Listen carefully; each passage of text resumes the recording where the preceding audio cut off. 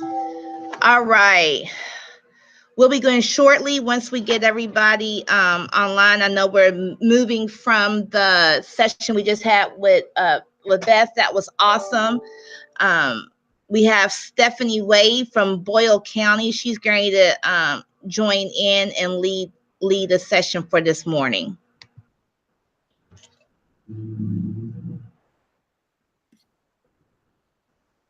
Are you ready?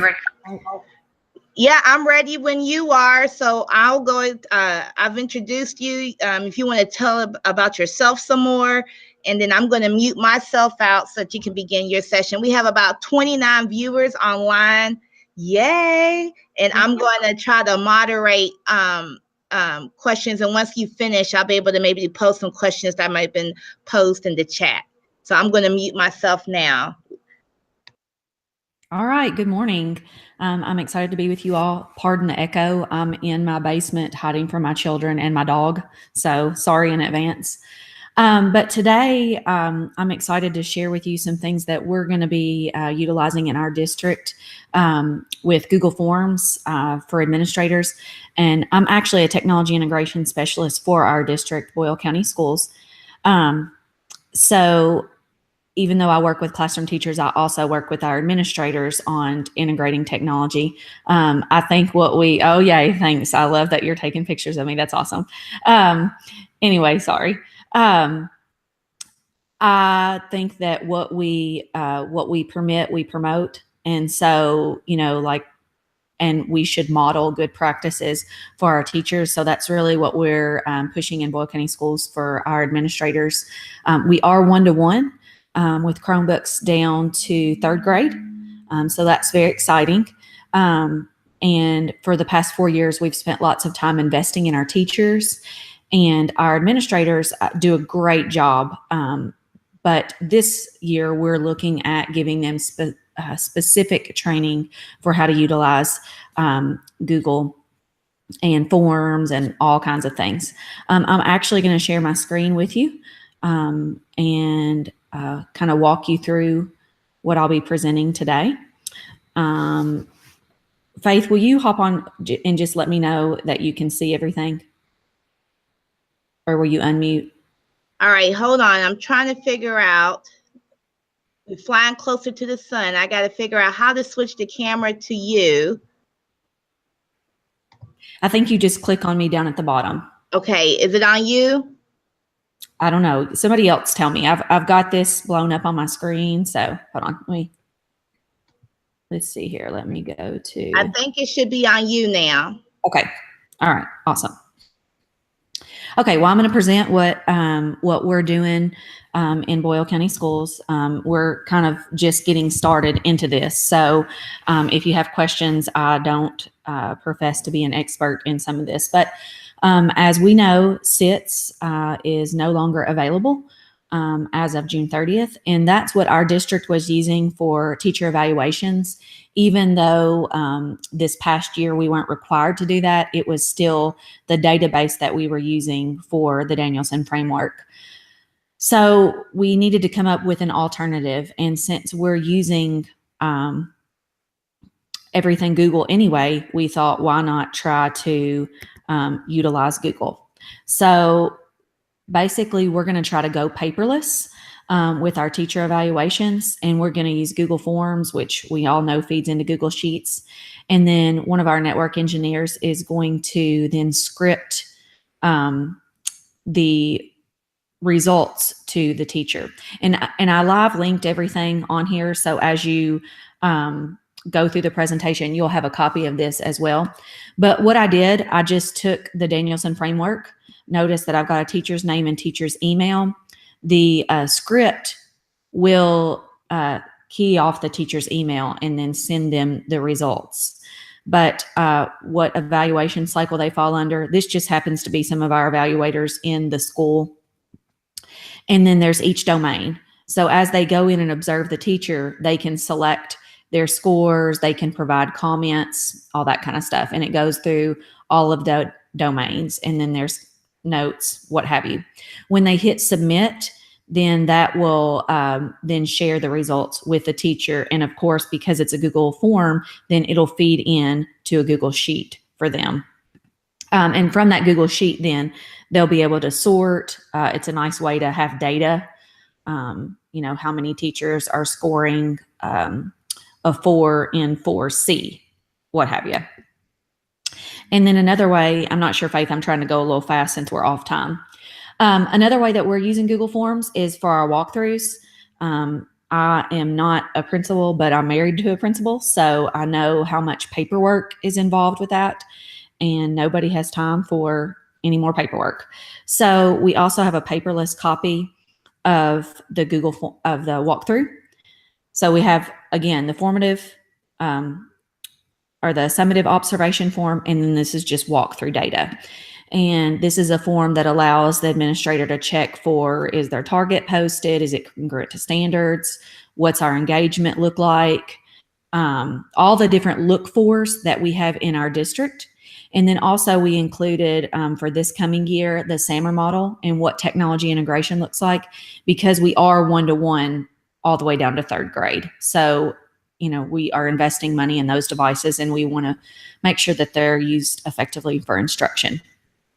Again, when you hit submit here on this form, that's also going to send the results to the teacher, but then also I will have my results in a Google form and can run data on that.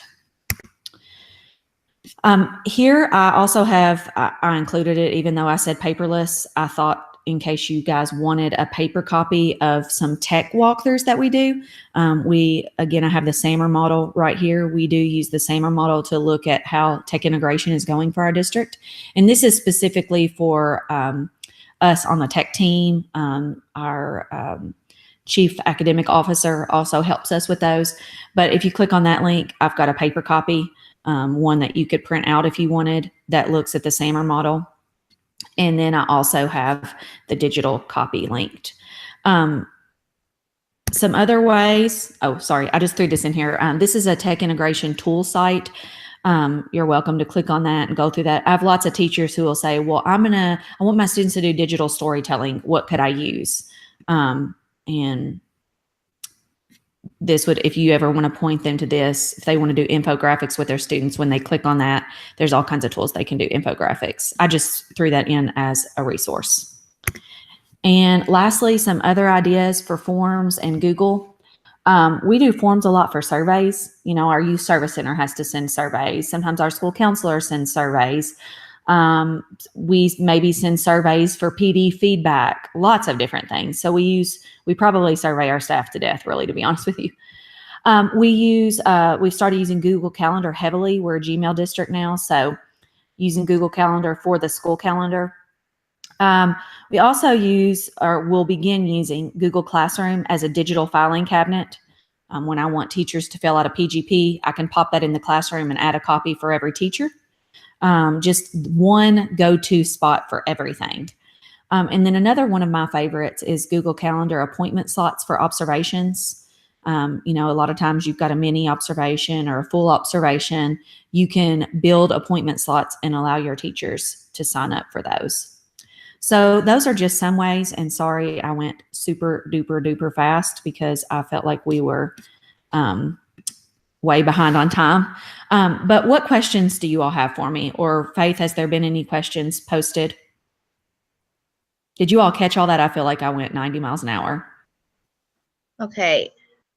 I'm looking at the group chat and I don't see any questions, and I could be doing something wrong, but that's me.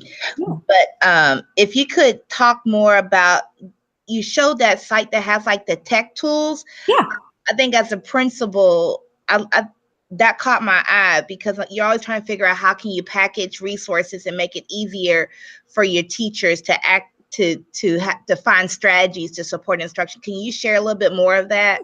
Yeah, I'll share my screen again and I'll actually show you the site and kind of walk you through it real quick. So here we go.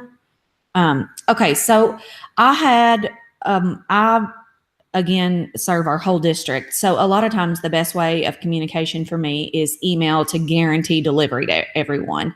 I use Twitter and, lots of other ways.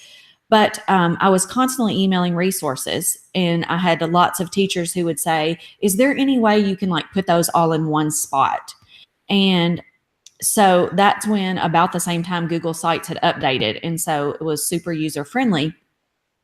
So what I built was just a Google site that has all the different types of integration or creation tools. Maybe I wanted my students to do some e-reading. Then I could select the tab e-reading, and that gives me access to all kinds of digital reading sources. If I want assessment tools, maybe you have a teacher who's doing paper-based assessments and you're like, okay, we need to move this on. Our EOCs at the high school level are going digital. I feel like we'll probably see a lot of our state assessments become more digital. Then here's lots of different resources you can give your teachers. And these can be for formative assessments or summative assessments, like Kahoot, which is a game-based. We use Mastery Connect, which is we provide as a district, Socrative. So there's all kinds of tools there.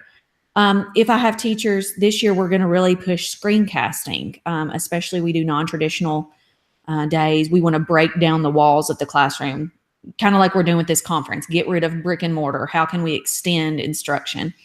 So here's some Screencastify. Our teachers have Macs, so they could use QuickTime, EduCreations, and so forth. So basically that's what this site is. It's not perfect. I mean, I have teachers sometimes say, hey, would you add this? This is just something I built. You're welcome. Anybody's welcome to use it. Or if you have somebody in your district that would want to build something specific to your district, you could. I don't know if that makes sense.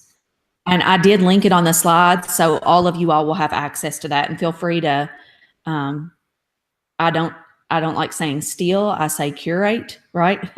Get resources, use resources from other places, don't reinvent the wheel. So if you're out there and you have teachers that need resources, feel free to use that.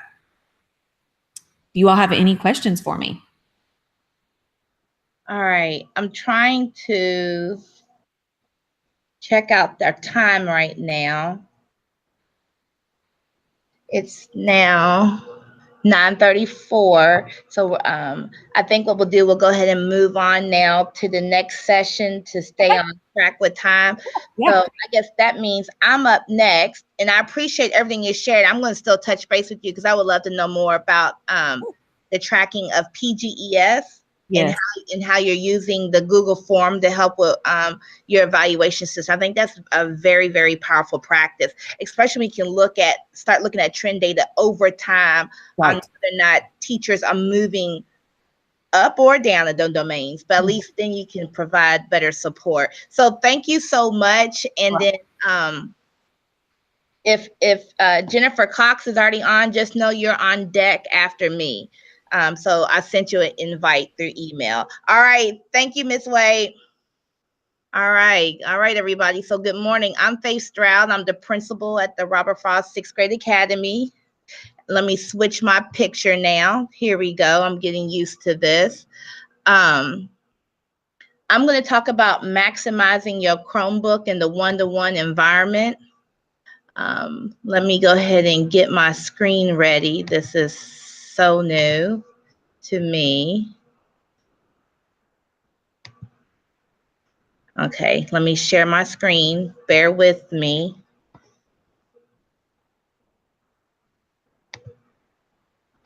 Melody, I know you're on. I'm out of my comfort zone, girl. I'm out of my comfort zone, but I'm flying close to the sun. The answer to how is yes. Okay, now let me share my screen. And can y'all see my screen? All right. So we're talking about maximizing Chromebooks in the classroom. And this presentation is basically things I think leadership should know about when implementing Chromebooks in the building. And we'll go ahead and get started. I think Stephanie Way had brought up a good point. when she shared her online database of different ways to use technology effectively in the building. Being one-to-one, the main thing you really got to consider and think about is how to get your teachers to be comfortable and to really feel comfortable in using technology. And so the best way for them to be comfortable is that the reality is us as leaders, we really have to know how to use technology, be comfortable with the technology, or truly surround ourselves with other leaders who are going to be able to really support the teachers in their use of technology. After the end of this, I will get my slides linked to the agenda so that you can use down the line. If you're looking for help on how to roll out one-to-one Google Chromebooks, I'm not talking about that in this session, but I did do an earlier session with the Kentucky Go Digital site where you can find the video I did along with several other people throughout Kentucky on how to utilize Google and other tech apps for efficiency within your work. So I have about 10 tips, not too many, that over the last couple of years has really helped me in managing being a one-to-one Chromebook environment. So the first tip on how to maximize Chromebooks in your building is number one, try to get as many people Google certified as possible. It's something about when you're certified and you feel like you have that title, you feel like you really can forge ahead and really tackle being one-to-one. When I first started out as a principal, I didn't require people to be Google certified since we have Chromebooks and we use Google apps all the time. But now, as part of my induction process, when you're new, before you can use the Chromebook cart in your classroom, you have to be Google certified, because at least now I know you have a basic level of knowledge that will impact your use. No matter what type of technology you're using, whether it's iPads, Chromebooks, cell phones, bring your own device, it doesn't matter. If you don't have a frame of reference to work from for planning purposes, you'll be all over the place. You really have to be intentional and strategic in designing instruction and designing your lessons to really maximize what you're trying to do with the Chromebooks. Are you just going to replicate what you was doing with worksheets? Or are you really going to kick it up a notch and really try to get kids to be creating and really think about how you're going to redesign education now that you have this technology at your fingertips? And so at a minimum, I do require all the teachers in my building to be level 1 certified. And now that I'm level 1 certified and level 2 certified, and now that I have a certain level of comfort, I've been able to actually help train my teachers. In the beginning, I did pay and go to like an ed tech training for my level 1 and level 2, but I have to be honest, it's very, trainings cost money, and with the budget cuts we're facing in the state right now, it's hard for me to continually fund that. So I just bit the bullet and I started creating my own training to really help teachers. And I think when they see me as a leader helping lead the trainings along with my STC, they know that this is really a community initiative, and that everybody is rolling their sleeves and trying to do the work. So that's my first tip. My second tip, that if you're going down the one-to-one initiative endeavor, really think about how are you going to have teachers even structure their classrooms, their lessons, and things of that nature. I think sometimes we forget something simplistic as being able to implement stations and workshop model.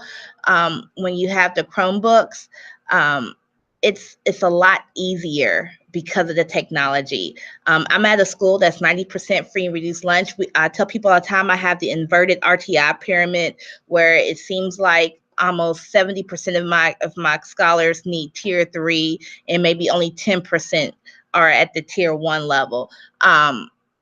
And it's really hard when you ask teachers to differentiate instruction, but there's so many wide gaps between the kids and what they know and what they don't know. But we've been able to close the gap because of the one-to-one environment we've created at the school. Teachers can now use the computer as a co-teacher through different strategies, from screencasting to using online adaptive programs, different things like Study Island or like Edgenuity, to really provide small group instruction, have kids working on another task while they might be working with other kids in a small group environment. So if you really want to maximize the use of the Chromebooks, make sure you take the time to not only just talk about how you can differentiate instruction, but you really got to also model it and show teachers examples of what it could look like, sound like, feel like in their classroom if you really wanted to translate to their classroom. I learned just talking about it, my teachers didn't go anywhere. I actually had to work with them, help them redesign lesson plans, help them think through how will you use this to differentiate. And then from there, I started seeing traction with the change of instructional practice due to the technology available. But sometimes as administrators, it's just that we need to be reminded, hey, this is actually going to allow us to do more of what's considered best practice. Tip number 3. Now, my school, our learning management software that we use is Google Classroom. I know like in other counties, they use Schoology. Some people use Blackboard. And it's up to you to find out what does your LMS offer when it comes to differentiating instruction. For me, since we use Google Classroom, one of the things that I love now, and I think it came out last year, is where when you assign an assignment, you can choose which students in your class roster gets that assignment. Now, for example, for me, I actually have all my teachers as a class, and I'm allowed to, I can differentiate. Maybe I just want the math PLC to get a certain assignment. Maybe I want the music PLC to get a certain assignment, but I can click on which teachers I want to get a specific assignment to, just like I'm trying to model as the leader to my teachers how, there goes the bell. I'm trying to model to my teachers how you might use this as a tool to assign certain students certain levels of reading passages, or you can differentiate tasks that you're assigning to the teachers, to your students. And most of my teachers have said this has actually been very beneficial, and it makes it a lot easier when you differentiate. You don't have to send one assignment to every single scholar. You can differentiate who that assignment goes to. So once again, as a leader, knowing that this is a capability, now I can weave this in to other activities when I'm trying to support teachers. For tips 4 and 5, they use the same tool. One of the things that has like changed my life as a leader in a way that you can really maximize the use of Chromebooks is Screencastify. The first tip, have scholars defend their learning. You can have scholars, you can have your students use Screencastify to capture them defending how they've mastered a standard. You can have them record an explanation of a topic, or them teaching about a topic, or them presenting. You can have kids maybe capture a video of them reading at the beginning of the year, and then they can critique it. And at the end of the year, you can capture another video of them reading the same passage to show how they've grown in their reading skills over the school year. There's so many capabilities on how you can use Screencastify to enhance the way you get feedback, and different things like that. Tip number 5, teachers can capture lessons on video. I've had teachers, my emails are blowing up. I've had teachers use Screencastify to capture themselves teaching so they can leave the video with a sub. They've used Screencastify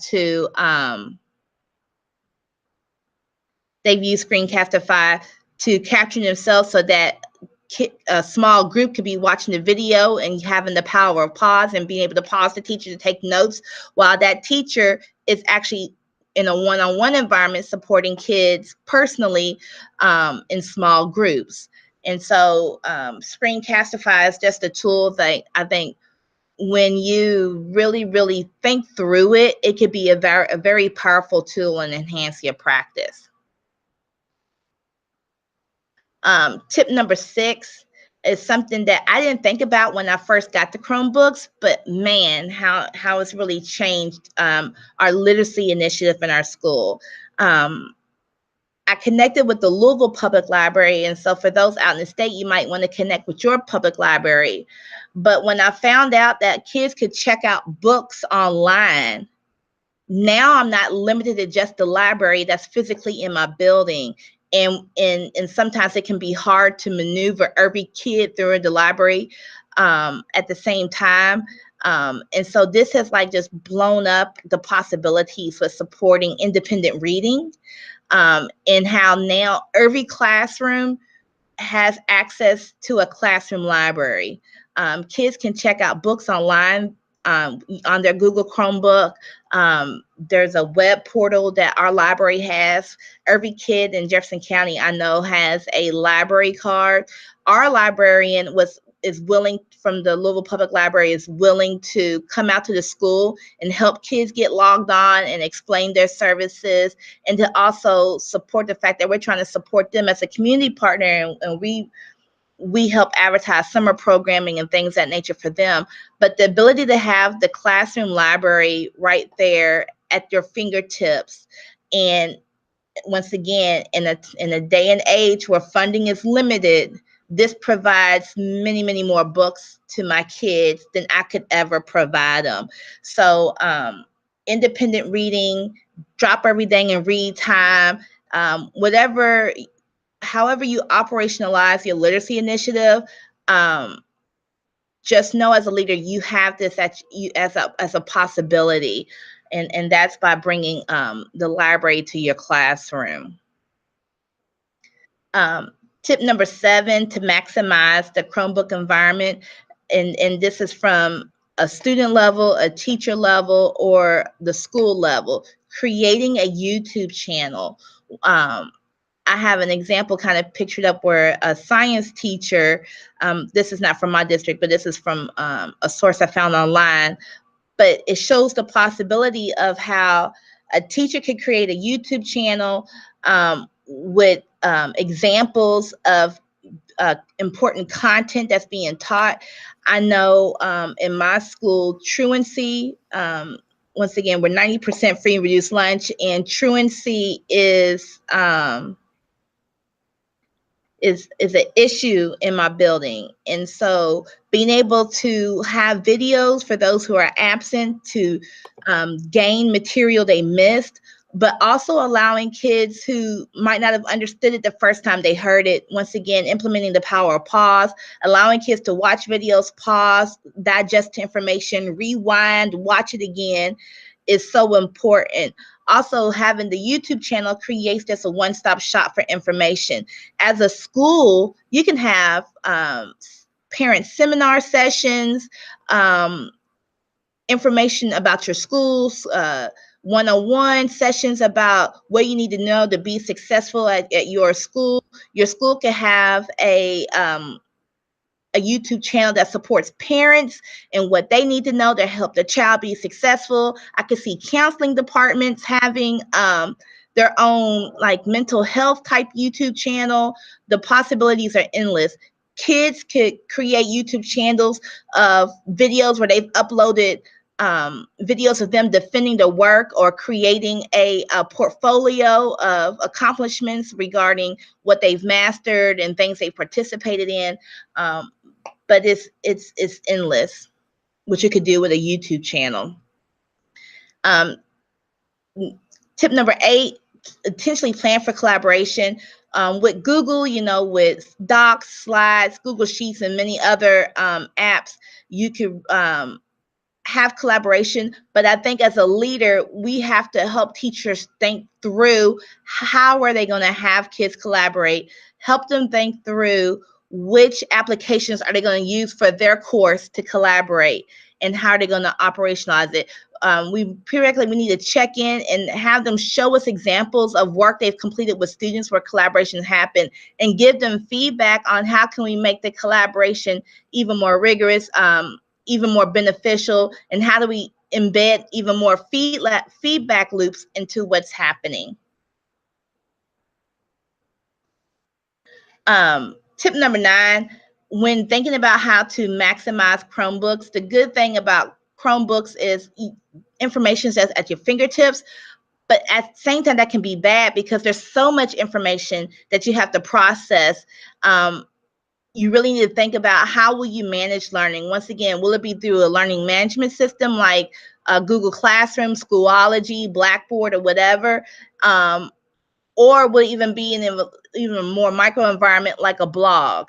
Here's an example where every day the teacher has the kid go to the blog to see what the work of the day was. Now, the bad thing with the blog is you can't just individually push out an assignment like you might be able to do with Google Classroom to all kids at one time.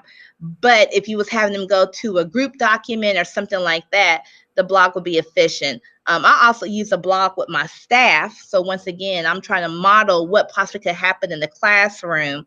But using something to manage the work will help maximize the environment you're doing with your Google Chromebooks.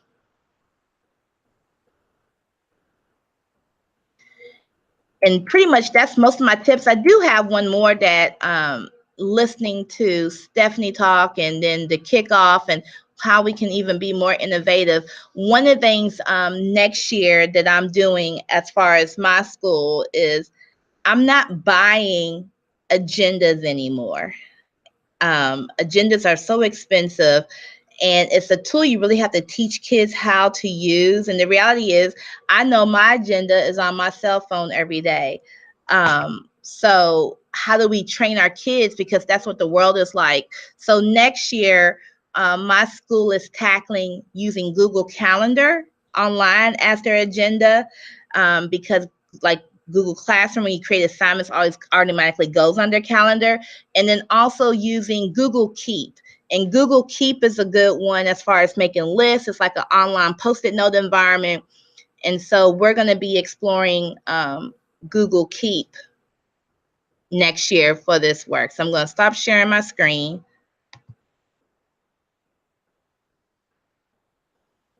Hold on, bear with me.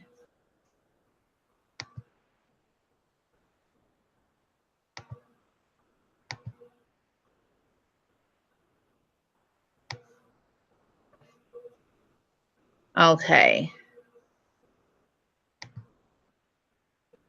Let me see now. I'm moderating and leading at the same time. I'm going to try to get to where there's questions.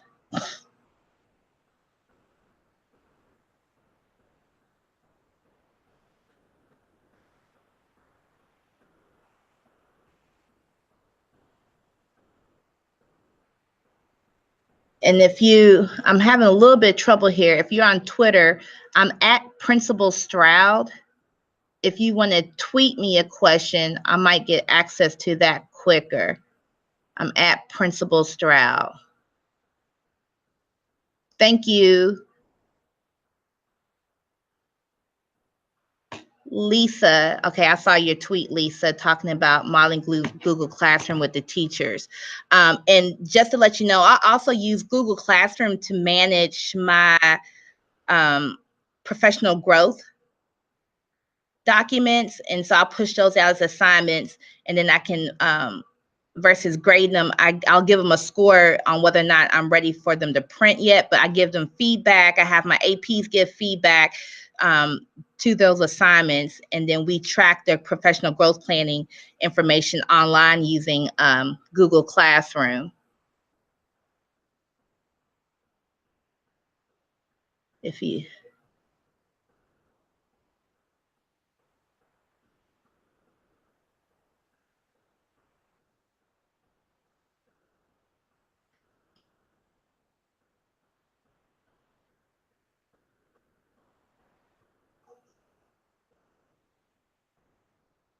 Any other questions?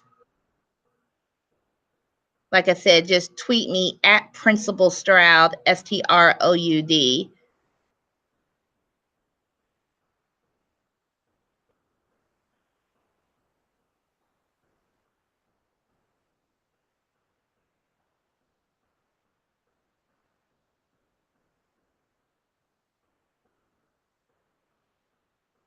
All right.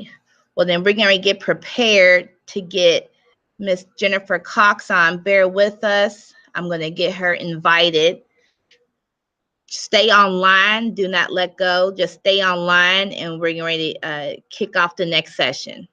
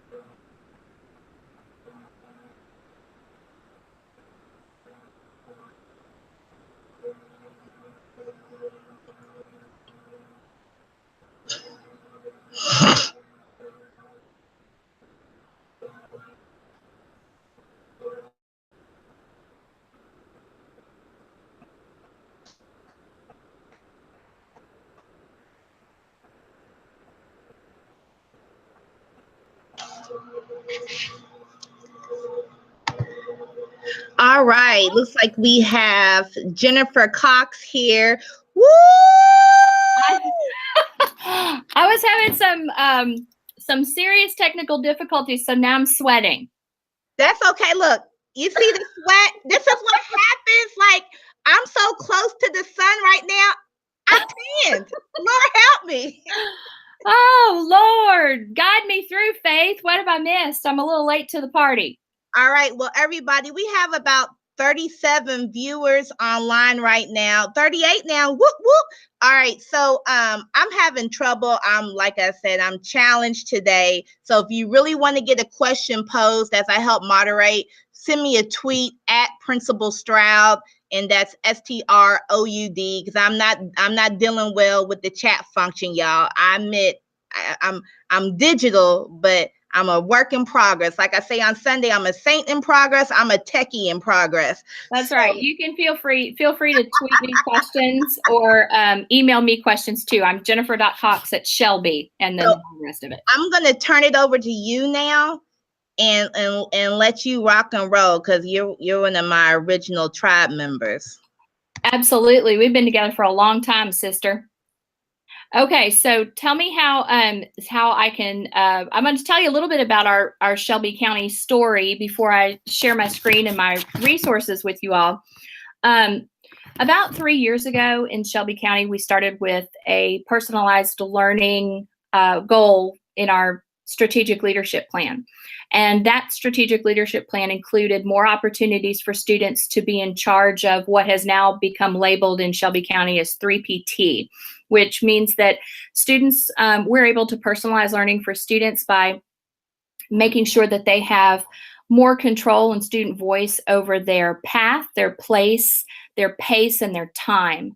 So this past school year was the very first school year that Shelby County East Middle School had a program that was specifically designed to provide 3PT opportunities for students. So my team is called Launch, and some of the systems and structures that they came up with to personalize learning were just inspiring to me. I knew that they needed to be shared, so that's why I'm here today. Now, we have a 3PT program in Shelby County in just about every school in the district, from elementary to high school. The learning has been scaled and developed and kind of tweaked with our learning from some of our state and national partners, UK Next Gen and the Institute for Personalized Learning out of Wisconsin. And through our own research in PD, we knew that the foundation of our program needed to be making room in our schedule for advisory and for goal setting for students. We didn't have a fancy, expensive platform. There are lots of them out there that are thousands of dollars. So we had to just use what we knew, and we had to make sure that we went from there, and we had to innovate with it. So the irony is that we as teachers had to use what we knew and innovate in order to synthesize to something new, which is exactly what we ask for students to do every day. So I'm going to share my screen now with you. Wait a minute. How do I do that, Faith? Okay, I think it's the little green with the arrow to the left. Yes. And you hit screen share. Got it. Okay. Entire screen. Yes.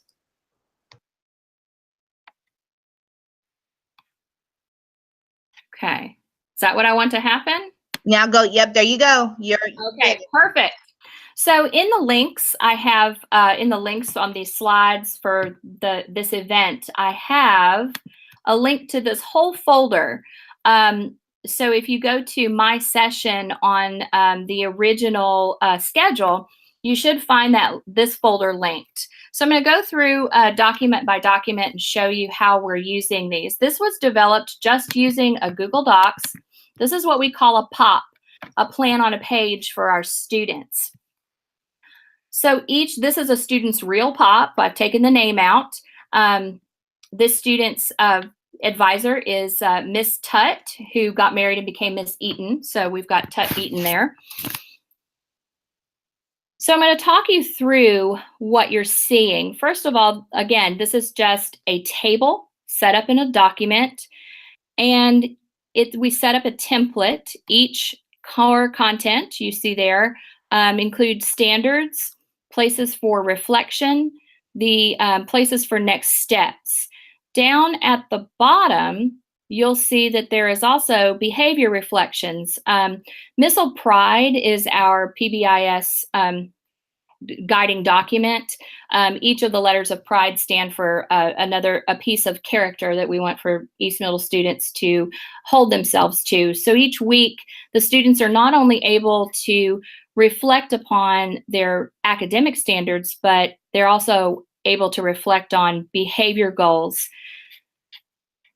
What's really powerful about this is that if I am the student's advisor, they're working on this every Monday, and it's a working, living, breathing document. So as the student deepens their understanding through attending of mini lessons, or if conferring face-to-face, one-on-one, or even virtually with their teachers, as they move through these goals at their own pace, they can update this plan. And at any time, for me as an advisor, I can go to the plan and find out where my student is. Now, if I'm not able to meet face-to-face because of time, and I have 30 kids in my advisory and I don't meet with 30 of them every day, maybe I'm not meeting with this student until Wednesday, I can still interact virtually. So on this math next step, I might go ahead and highlight that because the next step that the student has identified is, my next step is to get on Carnegie. Well, that doesn't tell me very much about the student's instructional goal. With that, it just tells me that the student is going to be using the tool.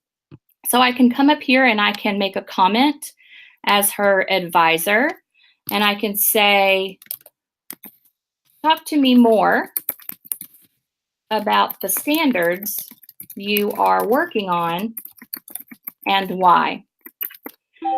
So this student could tell me that, in answering that question, can tell me that they're having trouble, or maybe they're trying to extend learning and move on to something that's a little bit deeper.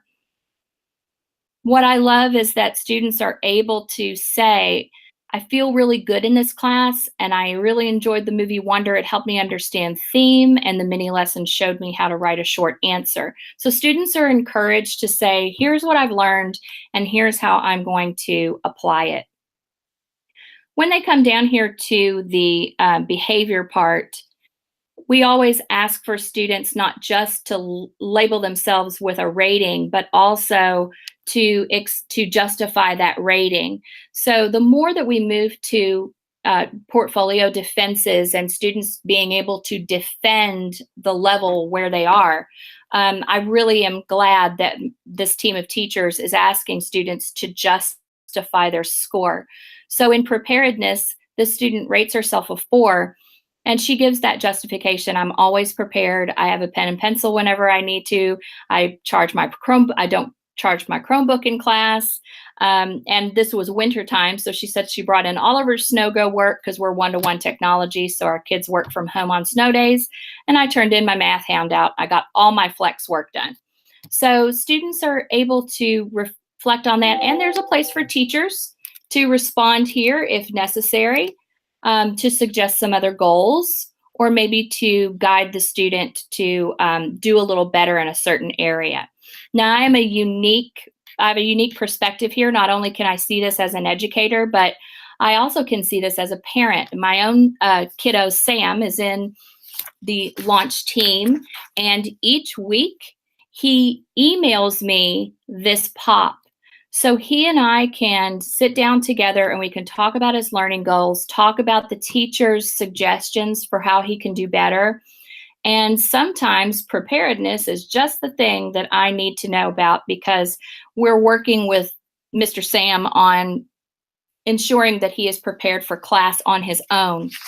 Student agency is super important to our launch team, and agency is certainly a growth area for Sam. So this helps me partner with my teachers in order to make sure that I'm growing his agency at home while they're growing his agency at school. So one of the wonderful side effects of developing this POP and sharing it to the parents is that in a system where you're innovating and school can look very, very different from what parents are used to, it's really important that you provide them with as much information as often as possible so that they can have a sense of peace and build some trust with the students and with the students' team of teachers. The worst thing that we can do is say, hey, we're innovating and school looks really different, but we're not going to share with you how. So it's important for parents to know how. Jennifer, yes. Can I interrupt real quick? Yes, I have several people asking, is the POP something you're willing to share out? Yes, as a matter of fact, you should be able to get in here because this is a copy. So you should be able to get in there into the folder, and you can certainly, steal away. We want this to be something that folks without an expensive learner platform to keep their learner profiles can do this really easily. And then somebody wanted to know, when exactly, again, do you have the kids fill out the POP? Is it during a certain class, a certain time of the day? We have advisory period on our launch program every morning, and they do this on Mondays during advisory.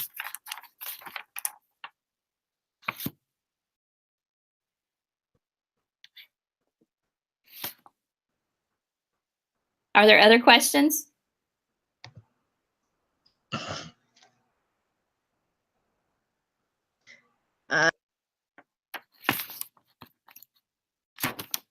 Okay. Just break in again, Faith, if I need to do anything else. I'm going to share one more thing while with the time we have left. Also in the Google folder that I've linked to the original schedule is also in the Google folder that I've linked to the original schedule.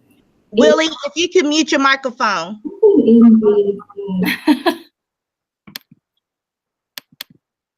So I've linked another tool that we've been using to personalize learning, and I know that this will be of specific interest to our JCPS crowd, because you guys are talking about building your backpack of skills, and what we call that is our profile of a graduate.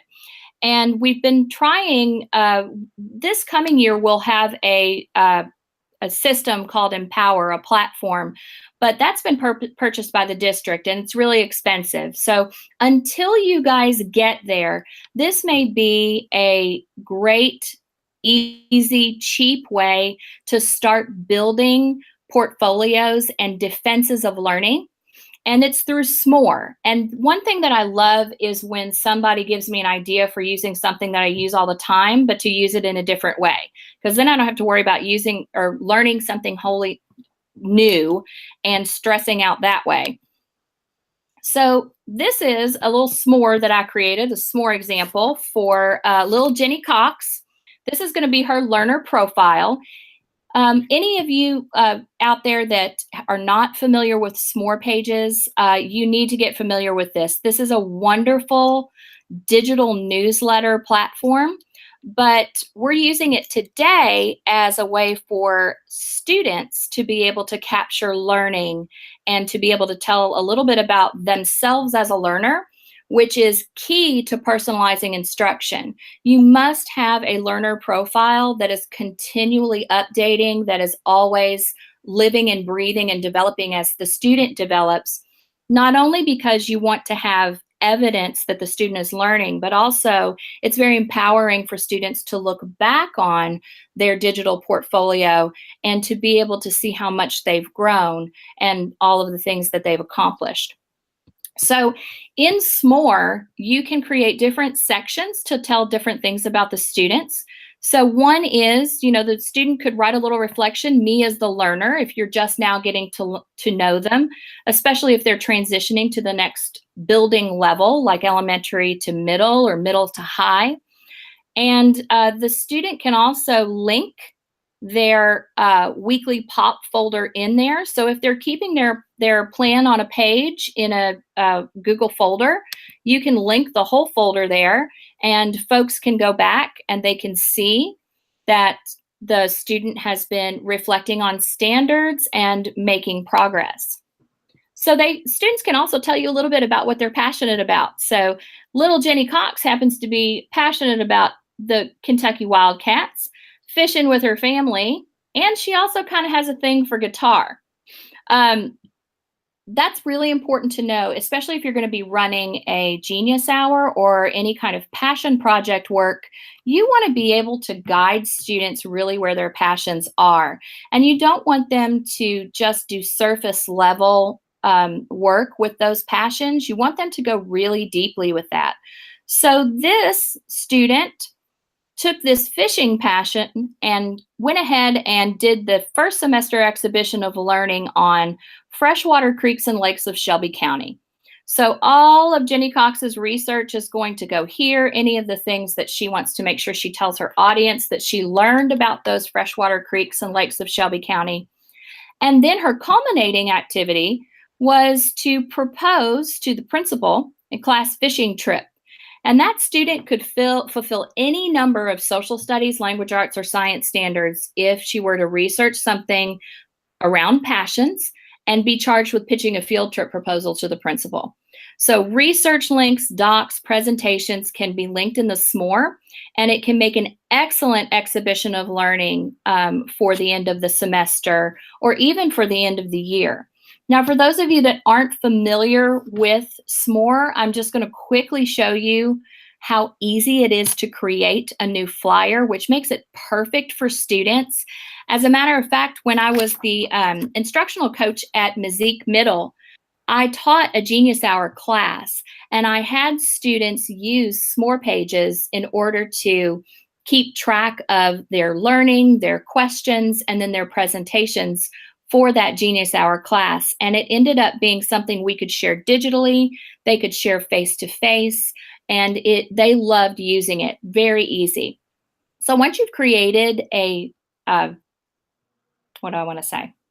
Once you've created an account, that's it. You want to go up to New Flyer, and you'll choose the appropriate flyer. They're all pretty similar. And from here, you can edit the different parts of your flyer. You've got different choices for themes. You've got different choices for backgrounds. There are some specific to education here. You can choose the color that goes with your theme and the font. Kids love to play around with this. You just got to make sure they don't spend too much time playing with this and not getting to the real work, right? So students can enter their name here, and they can tell a little bit about themselves here. Done. And then as you hover over each section, it'll give you the option to add a new section. And you click on that, and you can add text. You can add a big title. You can add pictures or a gallery of pictures. You can add an event. Kids can put in audio files. They can put in video files. They can create buttons to take you to different places, either websites, or they can share documents that way, or they can embed a link. So if they have a particular article or video that goes along with their learner profile or their passion project, they can actually embed that link in there. So we've really had some fun with S'more pages, and it's excellent for principal newsletters, for teacher newsletters, but it's also a great, easy place for kids to document any learning that they've done. Jennifer, can you hear me? Yes. I'm getting good feedback. People are loving the idea of using the S'more. Yes. Especially to document and reflect on their learning. I know you do a lot with coaching at your school. Yes. You have teachers track or do anything with their coaching on a S'more at all? This would be an excellent place to use for coaching. As a matter of fact, the more I read about video coaching, the more I'm seeing you could definitely use a S'more to have folks upload videos, and that could really save coaches time. I know one of the issues with coaching is that you probably only have one in your building. Sometimes you're sharing a coach between buildings, and you just can't get in personally to every single space that you need to be. So I love what Jim Knight is talking about with video coaching, and what a great use of technology if a teacher were to be able to upload a video to a S'more, share it with their coach, and then they could go back and forth with feedback that way.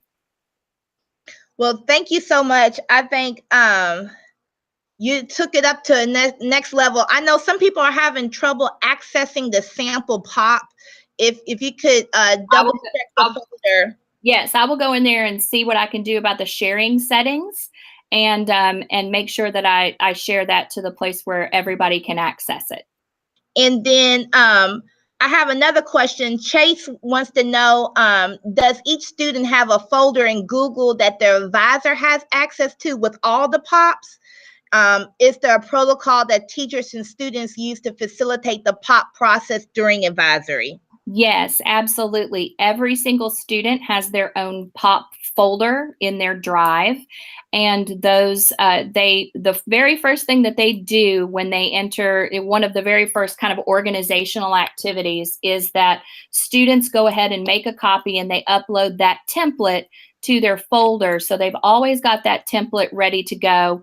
And yes, all the POPs are shared to their advisor. And a lot of the kids love to share their POPs to me or to my assistant principal, or to other teachers that they have, because they're just proud of their work.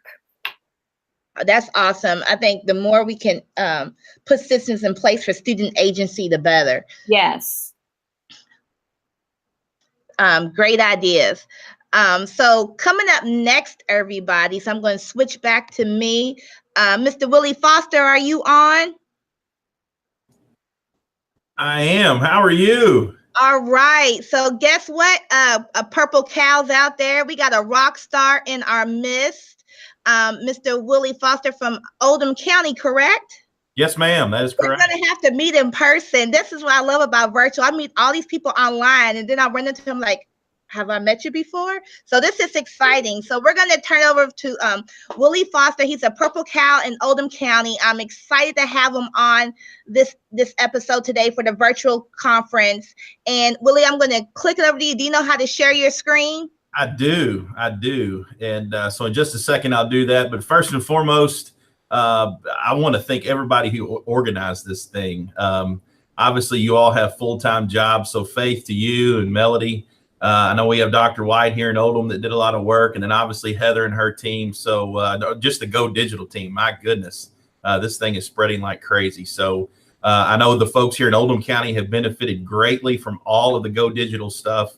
And so we're just so grateful to have you guys and to be able to learn professionally from our house, from our office, whenever we get a chance to log on and check stuff out. The power of pause and the power of play is pretty special. So I wanted to share some things. I don't know how many district leaders we have logged in today, but I think all of this would be applicable for a district leader, a school leader, a leader in a building, a PLC leader, just some ways that we use things. And I've used things since I was a principal. And so let me switch over here and share my screen and I'll get started. And Faith, just to be, I have till about 10:45. Is that correct? Yes. And Okay. if you need to go just a little bit longer, just a couple more minutes, just let me know. Okay. And can you see my screen now? Yes, I can see your screen. Okay, fantastic. So guys, I've linked this in the agenda, willing to share. And at the end, I have my email address and my Twitter handle. So if you need to get in touch with me, don't be shy. I'll even give you my cell phone number if you want to reach out. But this picture right here is one that I use quite a bit for things. It's transparent, so it's not as clear as it normally is. But obviously, it gives you a big picture, a beautiful picture of a lake, which I'm a lake guy, and then kind of a focused lens there in the middle. And I think for a district leader and even a school leader, that's important. We always have to have sight of the big picture, but be able to focus on what's important, kids, student learning, and all of those things. So really, that's kind of the approach that I wanted to take today, and really shed some light on how I've used digital tools, both as a principal and now in the role that I serve. Very fortunate to serve as assistant superintendent here in Oldham County. Get to work with a great boss and Greg Schultz, a wonderful board, and just a fantastic team of talented principals and directors here. So I'm very, very blessed. I wanted to share some key things before I dove into some specific things. And this one probably it would be both for district leadership, but also school leaders. I can't stress enough clarity in determining why you want to use digital tools.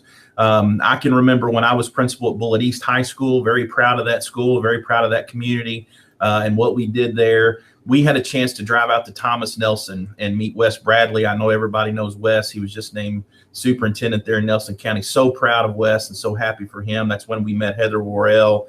But really got a chance to hear their thinking about how they were using digital tools. So I say that maybe as a word of caution, a little bit of advice. You really have to be able to answer that question at all time. Why are we doing this? Because if you can't answer it, the folks that work with you and alongside of you, they'll know that. So make sure you think about that. For me, it's been about time. It's been about efficiency. It's been about transparency, workflow, collaboration, those basic things. And as a leader, you can't forget that. You can't get to a point and quit talking about the why. You have to hammer that home daily, weekly, monthly, every year to make sure your folks don't understand the why behind what you're doing and so on and so forth. whether you're in the seat of a principal or a district leadership, you really need to be able to answer the question, are we ready? Do we have the tools? You know, one of the great examples that I'll talk to you a little bit, when I was principal, our district was going one-to-one. So we tried as our leadership team and our site-based council to get a year ahead of that. And we bought every teacher a Chromebook. So without those tools, I don't know that we would have been ready for the one-to-one rollout. So that was very helpful. The know-how, I can tell you right now in Oldham County, that's very much where we are. And we're obviously multiplying each other, which is awesome. And the infrastructure, especially if you're at the district level, you have to have some really honest conversations about your Wi-Fi structure, your network, and those kinds of things. And if you don't answer those questions about being ready, going digital can be bad. And so that's something I wanted to point out to you, including key leaders. I will tell you, it was interesting. When I came to Oldham, I'm almost at my 1-year anniversary, which is awesome and exciting. But making sure that key people know what we're doing and loop them back to the why. You know, what are we doing? And the other thing, and I'm going to talk to you about some ways that I've gotten folks engaged since I've been here. And the last one is don't force change for the sake of change.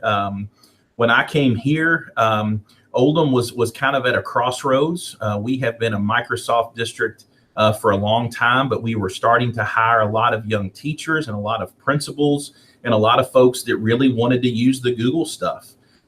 So we had to answer, why were we making a change or even looking at the change? So that was important for us to do. So my next slide, and I'll get into sharing some specific things. I'll never forget, it was actually a site-based parent when I was principal at Bullitt East. We were talking about buying a Chromebook for every teacher, and we were lucky. Usually every fall we would come back to work and our enrollment was higher than we anticipated. That happened all 4 years that I was principal. So the challenge was our school was packed, but the good news was we typically got some extra seat money. And so 1 year in particular, I knew that we were a year ahead of one-to-one and we were going to have some extra funds. So I asked the site-based council to consider using a portion of that to buy every teacher a Chromebook. And I can remember a father who was on my council, who was a great leader, was a great parent to have on there. He said, Mr. Foster, I have one request. I ask that you make it necessary. And so what he didn't want is he didn't want us to buy Chromebooks and those not get used. And so that was a challenge for me. And I gave him my word that I would. And I felt like I lived up to that. And that was important. So paired from that, you know, for me, and I think many district leaders, school leaders, you really have to determine what your jumping off point is. So we started with very basic fundamental things. So I'm going to click on this one. This is an example. We get a chance to meet with our principals once a month, and we call those admin staff meetings. So this is really simple, but it begins to make it necessary. So this is one of our agendas. Everything is always on a page, but you can see we have our dates. So these are archived. We put them in folders. But here we begin to just use the heck out of hyperlinks and how simple and powerful and helpful those are. So you can see we have our principals, district leadership for about a half a day. And when they go back to their building, they just get beat to death with, you know, the upset mama, you know, the phone calls, the emails. And so what you might have talked about from 8:30 to 12, give or take, could be gone in a minute. And so this gives our leaders, our principals, a chance to always go back and read things and see things. So on this giving day, I think this was back in October of last year, you can see we were doing some John Maxwell leadership work. We were doing some data, as everybody does at that time of year. We do a practice called Shine and Share. So I'll click on that one first. This is one of our principals, Dr. Alyssa Richards. So on this given day, Dr. Richards shared how Oldham County Middle School was doing their kind of a strategic planning process. So she shared a Google document that she had created, and we popped that up and shared it with our principals. It was not a directive. It was just sharing her thinking, sharing their approach. And you can see within this document, goodness, there's tons of hyperlinks. So a great way just to make Google things or digital things necessary. You can see I was leading a process on instructional rounds and using Google Forms for those. So here was just a hyperlinked little slideshow that I used. So it was there. So as our principals heard that, went through that activity, when they got back to their school, when they got back to the office, they were hyperlinked and could go back to that. I gave a little, or actually Dr. White did this. She walked our principals through a little basic activity where we looked at Google Forms for the first time. And really the purpose of that was to expose our principals to Google Forms, but then to show them a little bit how to build one where if they wanted to write a Google form for an instructional round document or a walkthrough document, they had the capacity to do it. But again, it was hyperlinked and they could always go back. You can see we give monthly what's called an operational packet. So instead of standing in front of our principals and talking about many management or logistical things, they get a really nice packet with things that they're going to need to know throughout the year. So we, Lord, W-2s, that kind of stuff. There's no reason to stand and talk about that in front of very talented principals. So we linked that and they could get back to that anytime they wanted to. Most times, we try to every time, we end every time with a reflection. So we've switched that to Google Forms. So you can see there, we do some checkbox grids, and then we do some opportunities for folks to give us typed out feedback in a kind of an anecdotal form. So you can see something as simple as a Google document and using hyperlinks, we began to make it necessary. And that's what we've seen come to life in our schools and across our district, which is pretty exciting. So I get sometimes pretty stressed out with tabs. So let me eliminate a few of these and I'll come back. So that was an example of how we began to make it necessary here at the district level. The next document I'll share with you, we did a couple of EdCamp-like events throughout the year. This was our high school event. And so they just did a massive hyper document.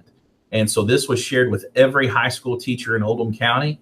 So you can see we set up an afternoon of one of our teacher work days. So those are non-student contact days that teachers work, all staff work, but students are not in school. So we set up an EdCamp-like event, and you can see there, and I'll just click on one. I'll click on this data presentation. So everything was there. So just like we were doing for our principals, we did for our teachers in an EdCamp-like event. So here's the presentation. Here are the handouts that were used. And then we just printed this sign and we put it at every door. So something as simple as a Google document with hyperlinks, super, super powerful, super helpful for us. I really want to thank Heather. Heather Worrell agreed to come and talk with our admin staff team. I'm going to say in October and November. And what that really gave us was momentum. So obviously her passion and sharing that really helped us. I mentioned earlier, we were at a little bit of a crossroads with, do we stay with the Microsoft tools, which are wonderful and are great, or do we allow folks that were really asking to use the Google stuff? And really what Heather helped us was it really didn't matter. You could use any of those just as long as you had a clear why. So we went back to that over and over and over. We were fortunate to hire Dr. Angie White this year as our first technology integration specialist. I like to call her our technology integration pirate. She is way cool and has done a fantastic job, but she worked with specific schools. So our board and Mr. Schultz really wanted to not just buy a bunch of people and devices and hope that instruction transforms. They really wanted to see it. So Angie was able to do that in 4 or 5 focus schools. Soon after Heather came and met with us, so around the 1st of December, I paid for any principal, any assistant principal, any counselor, any literacy coach, and any LMS that wanted to go to an EdCamp event. It was over in Louisville. I paid for them to go. And so that was pretty awesome.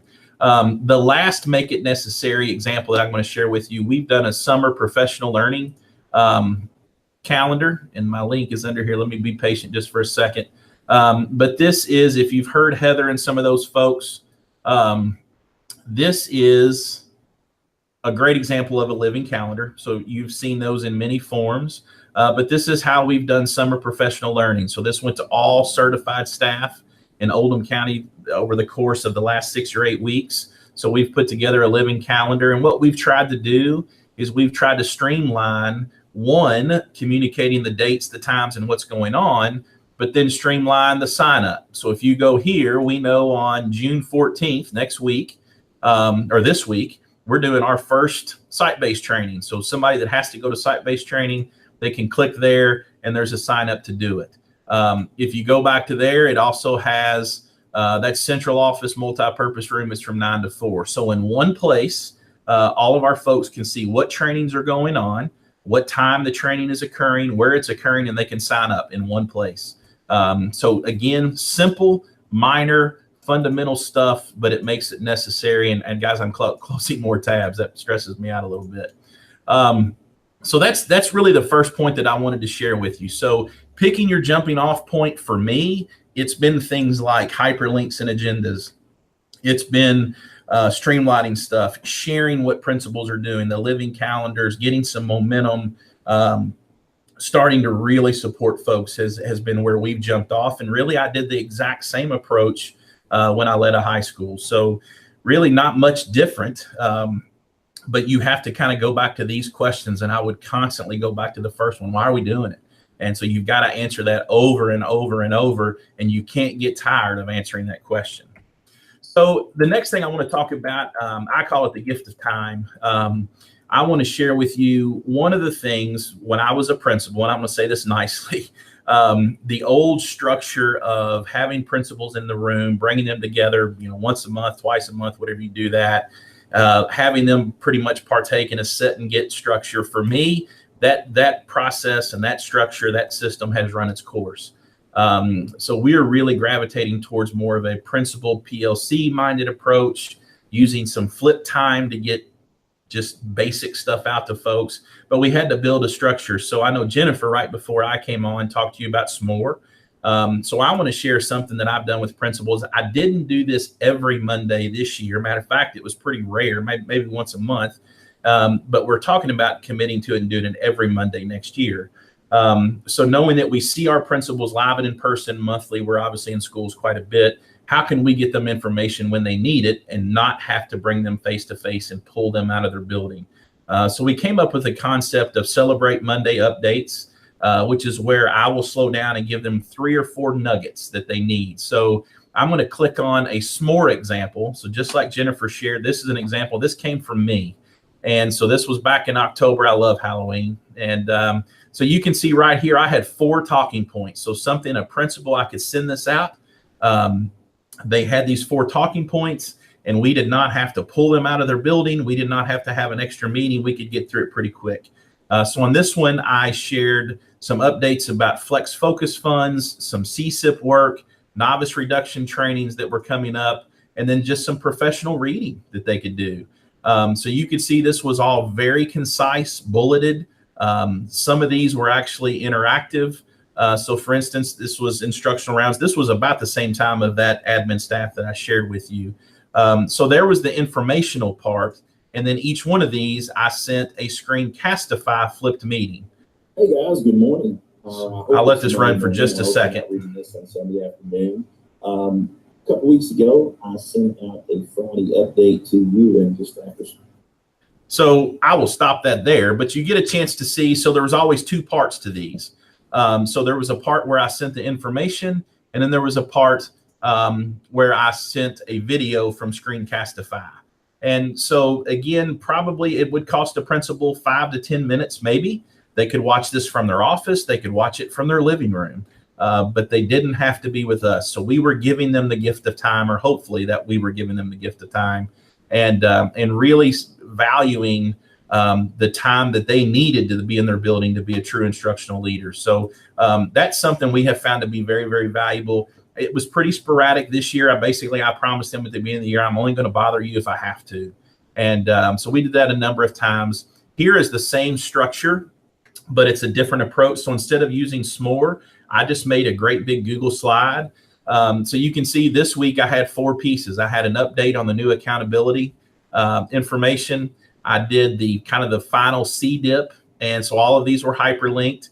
I actually shared some KY Go digital links here. And then we do a coaching support visit cycle with myself and our level directors. So I'll click on one of these. Let me click on this one right here, the new accountability info. So this was an update that I shared with our board in an instructional session, excuse me. So I just wanted to share that with our principals. So They had the ability to go through, they had the presentation, but they could walk through it at any time. So this was also linked with a Screencastify. You can tell I kind of like holidays, so I'm a sucker for a good Christmas movie. So, you know, picked those, connected those to a hyperlink. And so, you know, there was the accountability. Here were the coaching support visits, some information about what we were doing. So that worked really well for us, and something that we're going to expand next year. So I know I'm getting close on time, so I'm going to try to pick it up. The next thing that we do, kind of in the same spirit of the flipped meetings, I began to use Flipgrid this year for the first time ever. So our leader, Greg Schultz, a wonderful guy, is very passionate about John Maxwell. And so he wanted to pull that out this year and really kind of connect that to the unique role of principal. So we went through the 21 irrefutable laws with our principals. We didn't make it through all 21, but we tried to pick laws that were timely. And so I used Flipgrid. And so what I did, similar to the things that were in the Celebrate Monday updates, I didn't feel that we needed to pull principals together and have them watch a video or do a reflection. I wanted them to talk while they were together and share and just kind of bounce leadership ideas and leadership thinking from one person to the next. I think there's so much value in that. So Flipgrid helped us tremendously. So you can see I'm going to click on one. So what I would do is I would send this out in advance or right after an admin staff meeting. Oh, goodness. I think I changed my password last night. I may not be able to show you this part, but let me see if I can get logged in real quick. There we go. So the very first example, we did the law of priorities around the time that we did school improvement plans and district improvement plan. And really just to kind of focus on, you know, obviously prioritizing strategic planning, those types of things. So I would send this to our principals within the law of priorities. He talked about an 80-20-20-80 concept. I posed a question to our principals, and basically then they gave us feedback, which is really cool. So we had some that used the little emojis and did different things. So just a great way to do something different and to not make principals sit in the room and use time out of their building, you know, to be doing something that could be done differently, which was kind of cool. So there was one example. Here is the second example of it. Same concept. So this was sent out together. So we had part 1 and part 2. So right here, you can see I had them view a video that was about 5.5, 6 minutes, really quick. And then here were the reflections. And there's Dr. Richards with a silly hat on. And we've got some characters. They like to have fun with it. This was cold weather season. Obviously, we've got scarves and toboggans. So it doesn't have to be boring either. So that was something cool about Flipgrid. So got some really nice mileage out of that one, and something we'll definitely do this year. This coming year, we're really focusing on implementing the Orange Frog program in our district. We're really excited about that. We're going to have our kickoff training next Monday and Tuesday. So hope to integrate some Orange Frog and Flipgrid at the same time. So the last thing that I'm going to talk about, I'm going to get through this one really quick. I had a chance to see Alice Keeler at KISTI, and she talked about the use of Google Slides. And she said something to me that was so powerful. She mentioned that she never uses Google Slides to deliver information. She uses Google Slides to receive information. So a couple of things that were relevant and timely after KISTI. I'll start with CDIP. So I led our CDIP work. So I put together a slide deck, and I turned the slides up and down.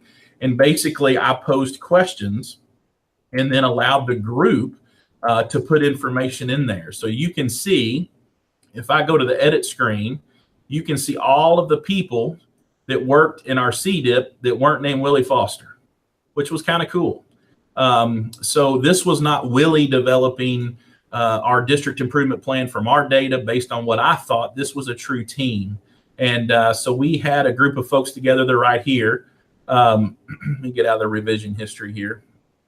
And so when they came together, instead of me having a presentation loaded, having it up on a screen and talking at them, I set the framework, so to speak, and then they put the information in, which was very, very powerful. I believe we ended up with a very great CDIP product. So that worked out really well.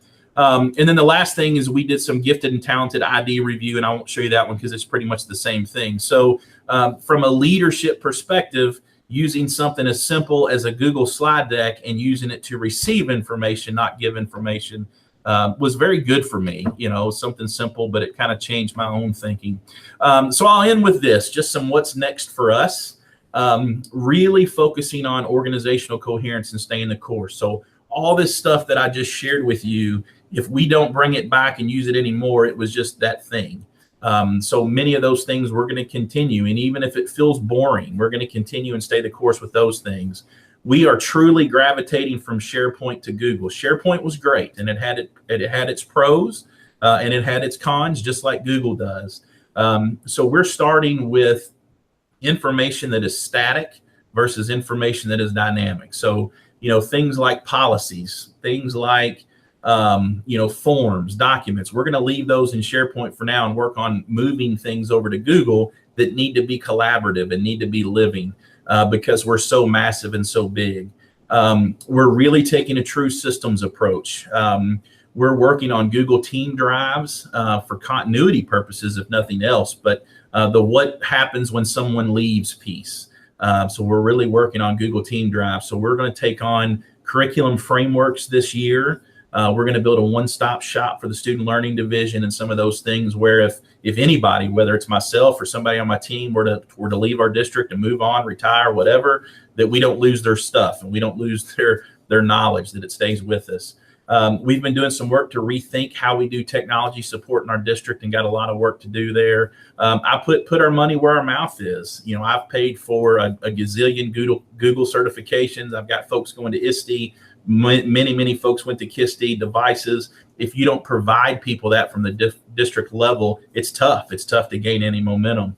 And the final one is that integrated professional learning, you know, not just learning things like Google Docs or Google Slides or SMORE just in isolation, but integrate that into something else. So you can see kind of the approach that I've used with some things here. I've put up my email address just like you guys. I'm Willie.Foster, Willie with an IE, Oldham, and then the rest just like you guys. On Twitter, I'm at OCS Foster.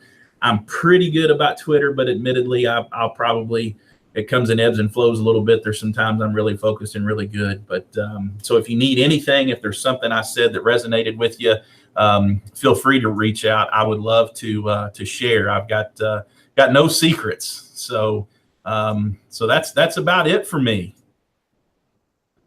All right, I'm going to see if there's any questions. One person wanted to know, will you be sharing any sample documents like how you organize for principals meetings and things of that nature? Sure, and that's all linked, Faith, and absolutely, all that's shareable already. So really, if we just share my presentation, it's all there and it's open to the public. Okay, so there was a lot of excitement around how you use Flipgrid. A lot of people are saying this is great stuff, especially the idea of the more admin can model for the teachers. Sure. How awesome is that? Because hopefully, you know, our intent is to transfer to the classroom. Sure. So I don't really see many other questions. So with that, I'll probably be contacting you because I haven't ventured down the road of Flipgrid yet. But I'm really looking to go there. But like you, I was very excited. I did my CSIP with the IoT as a Google Doc, and like literally almost all the teachers in the building could put their fingers on it. And sure. it was like stressful at first, like to let go, but it was just a much better document because it truly was a collaborative process. So kudos to you because y'all been doing that work. And I know how much easier as a leader it makes me when you truly have all your shareholders involved in that shared leadership model. It pays off in the end. Absolutely.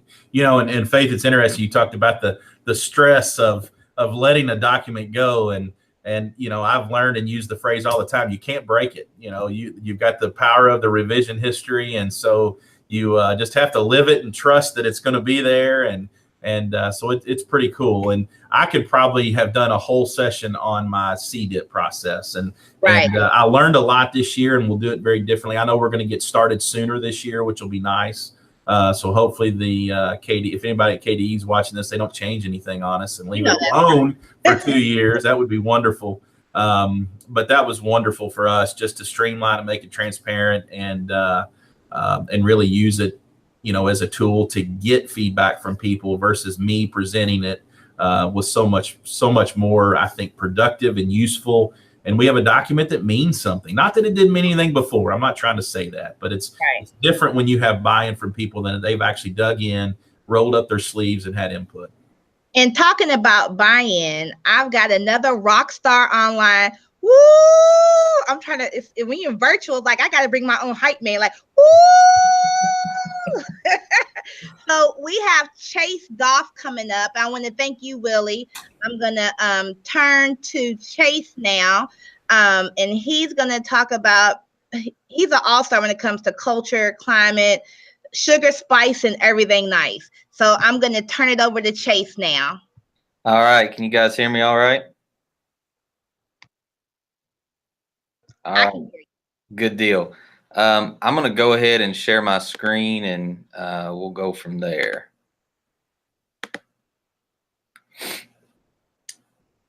All right. So I'm just going to kind of walk through kind of our story here at Caverna. It's just a really neat place, and we've been able to do some really good things. And I'm just proud of the people that I get to lead every day. And it's a great place. So I'll start a little bit where we come from. So July the 1st, 2016, I was hired to be the principal here. And you can see, of course, all this is public information.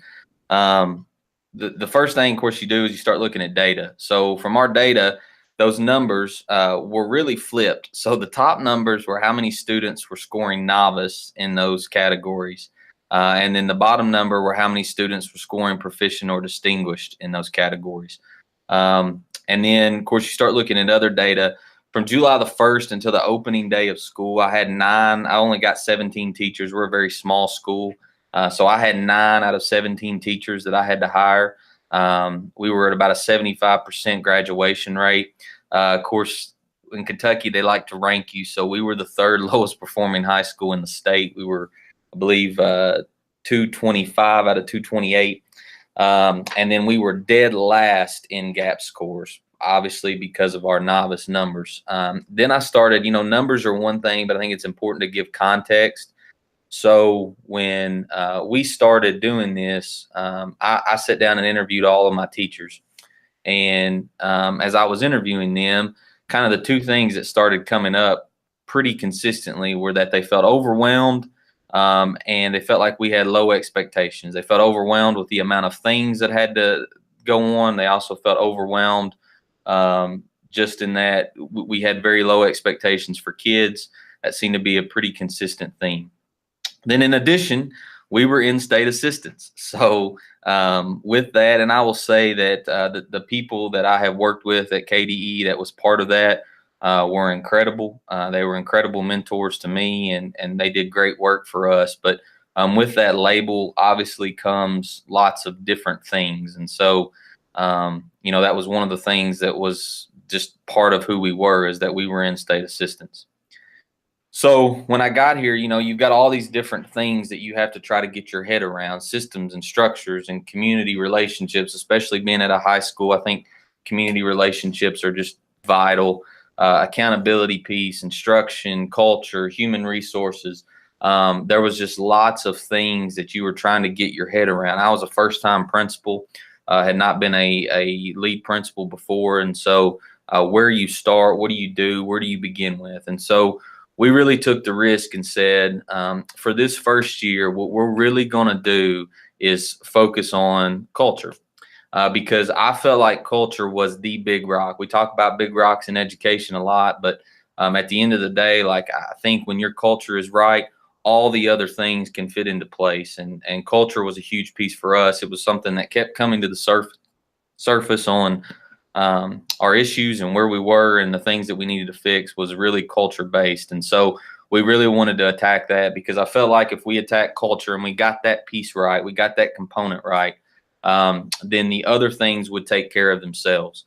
And so if we got culture right, we wouldn't have to hire so many people. If we got culture right, our accountability would take care of itself. If we got culture right, the community would want to be a part of the school. If we got culture right, our systems and structures would be coherent and would make sense. If we got culture right, our instruction would improve. And so that was all part of the really main thing that we tried to do. So when we start talking about culture, I'm a huge proponent that you have to begin with the adults in your building. Your teachers or your adults, the support staff, they are all the hands on deck that you have. I have influence as a principal on my teachers. I don't have influence with every single student all day, every day, because I'm not in the classroom with them. I'm not responsible necessarily for instructing them. And so the most important piece for me with culture was our adults in our building. How do we make sure that we provide adults with the support, the resources, the things that they need in order to make sure that they feel good about the school that they're in, so that they can then impact students for the better. So when we break that down, we break down this idea of culture and leading adults. We start with a few things. One, I feel like adults have to have the tools. Simply saying to teachers, you want them, and I'll echo a lot of what Willie said, simply saying to teachers or adults, you need to go technology without having the capacity to do it is setting yourself up for failure, and it's not going to contribute positively to culture. So ensuring they had the tools and the resources they need was vital. Second, it was understanding that teachers are professionals. We are all professionals in this business. And sometimes it's easily forgotten, especially when our administrator hats come on. We can very easily lose sight of the fact that all teachers, all educators in our building are professionals. So treating them as such was important.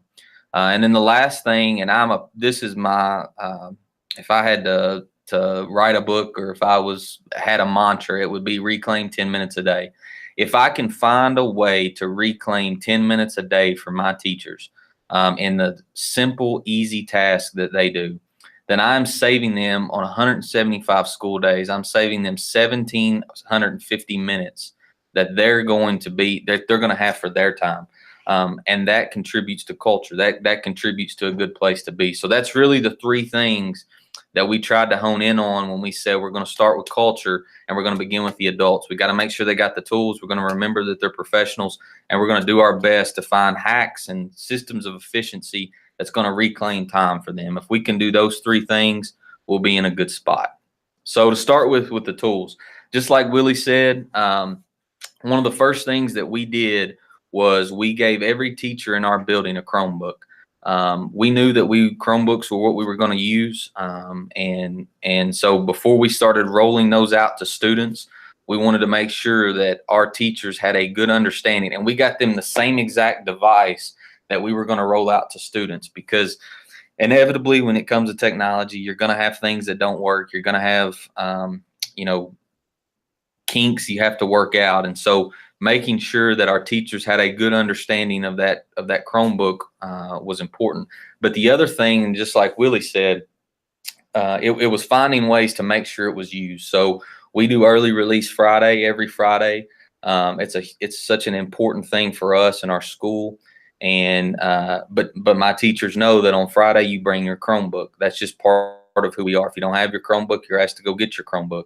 It's something the school purchased. And so making sure that they had opportunities to use that. And I'm going to get into how we did, but they had to have the device first. It was so important that they had that. And then from there, we really started building digital coherence. We started building systems and structures in place to facilitate the things that have to take place in a school. And the reality is, in a school setting, you can only streamline and break down and focus on so many things because we're required to do so many things. So we wanted to make sure that our teachers had good understandings of all of these different tools and all these different structures in place. We use a blog, which I'm going to show you here in just a little bit, that really facilitates every communication piece. I despise emails with a passion. I hate them. So if we can find a way to streamline communication, and we do that through a blog, It's very effective. I'm a Sheets dude. I love Google Sheets. It helps me stay organized. It helps us gather all of our information in one place. Using Google Docs to collaborate together. I've got some examples of that. We use Google Forms a lot. We student voice the crap out of our kids just because I think it's that important. So it's really simple to create a survey that they can complete in 2 minutes on clubs, or a survey they can complete on what they want to do for homecoming week, or how they want to, what days they want. It gives them a voice in that. And Google Forms really makes that efficient, facilitates that. Obviously, Google Slides for creating. Google Keep is something we're just starting to get into, but it'll be a huge part of what we do next year. Google Classroom, really to distribute information. I don't lead a PD without Google Classroom, because usually I've got lots of things I need teachers to do. You can make copies for them.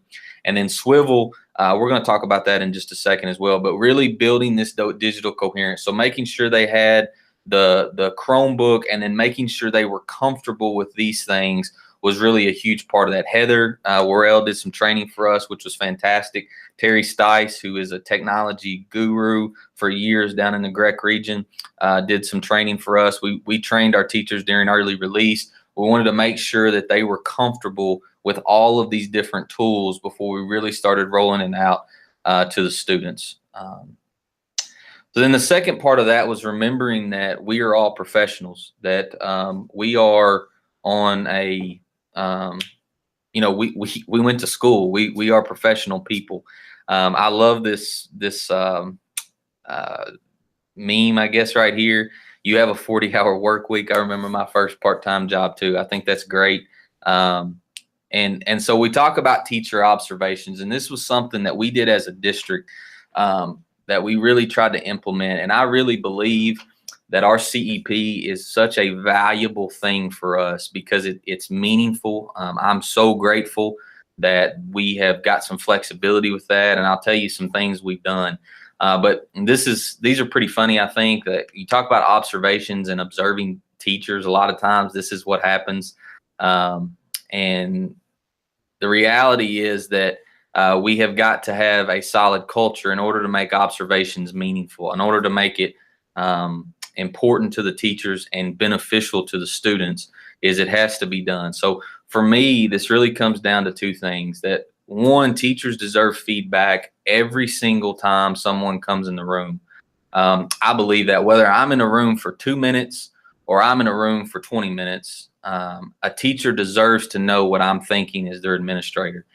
That's just a premise that I hold pretty tightly to. And then I also believe that teachers deserve differentiated feedback. I don't believe, just like students, not all teachers are the same. So ensuring that they get different feedback is important. And I think Google has really facilitated a lot of work with making it easy to give teachers feedback. You know, most places are using Google Forms and have either Autocrat or some other type of extension that they're able to give teachers feedback. But I think it's important that they get differentiated feedback.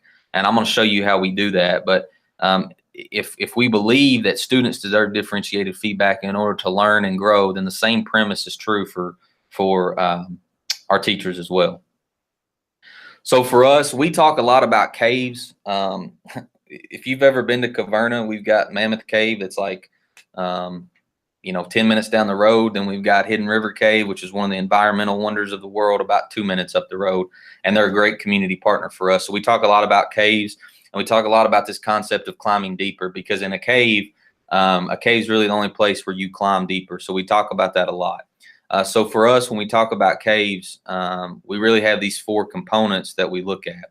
So the first one is you have to know to grow. So I believe that teachers are such at a disadvantage when we talk about evaluations and feedback, because when we go into a classroom as a principal to observe, we're simply observing everything that takes place. We can sit back and watch and see it all. But when a teacher is getting observed, they're thinking, do I have the learning target on the board? Did I do a bell ringer? Are all my kids on their good behavior? Do I have all my materials done? There's 5 million things that's going through a teacher's head when we do an observation. And so one of the things that we wrote into our CEP, which is huge for us, is all of our teachers now record a video of themselves teaching. It doesn't have to be long, 15, 20 minutes. We use Swivel technology. I use Swivel honestly because it's very easy to use. It is a little expensive up front to get the device and to get the camera, but once you have it, it's free and easy to use. But our teachers record themselves using a Swivel camera, and then from there they fill out a Google form. So their reflection comes from, they have to put the link for their self-reflection video. Swivel makes it really easy to get a link to watch, but they have to put that link in there, and then they go through and self-rate themselves. And one of the things that happens is they're able to see, wow, like I didn't realize that I spent all my time on this side of the classroom, or I didn't realize that I called on this student repeatedly, or I didn't realize that I answered a lot of questions for kids. And so John Hattie talks about micro teaching and seeing yourself teach, and that's what it is. So in our CEP, our self-reflection now is not just a teacher sitting in a room before the first day of school and saying, I think I need to work on this, I think I need to work on that, but they're watching a video of themselves and they're saying, this is what I'm actually seeing as I teach, and then they're able to develop their self-reflection. That's a huge component, and that's something that we wrote into our CEP that's been really good for us. So the second thing is that we never cave alone. So we have a really tight team structure here. I will tell you that our learning teams, or our PLCs, is the one thing that we just don't let go of, because it's huge to us. I'm in every PLC. I make that a priority during my week. I have a tremendous bookkeeper and secretary, and she knows, like, during those times is not when you bother me. My guidance counselor knows, don't bother me, because those are sacred times with me and my teachers. But we want to facilitate a lot of things through our teams. And so one of the things is, in addition to videoing themselves and reflecting themselves, we said, okay, well, what happens with peer observations a lot of times is that the people that are doing peer observations, it may be a different content area. A lot of times some of your younger teachers are your best teachers, but they're not qualified yet in order to do peer observations and those sort of things. So what we also wrote into our CEP was that our peer observations now, they take those videos of their PLCs or their learning teams, and they watch those as a PLC. So like if you click this link to YouTube, you can see this is one of our teachers. This is one of her video links that she did, Miss Waters. She just retired, but it's just an 18-minute video, nothing elaborate.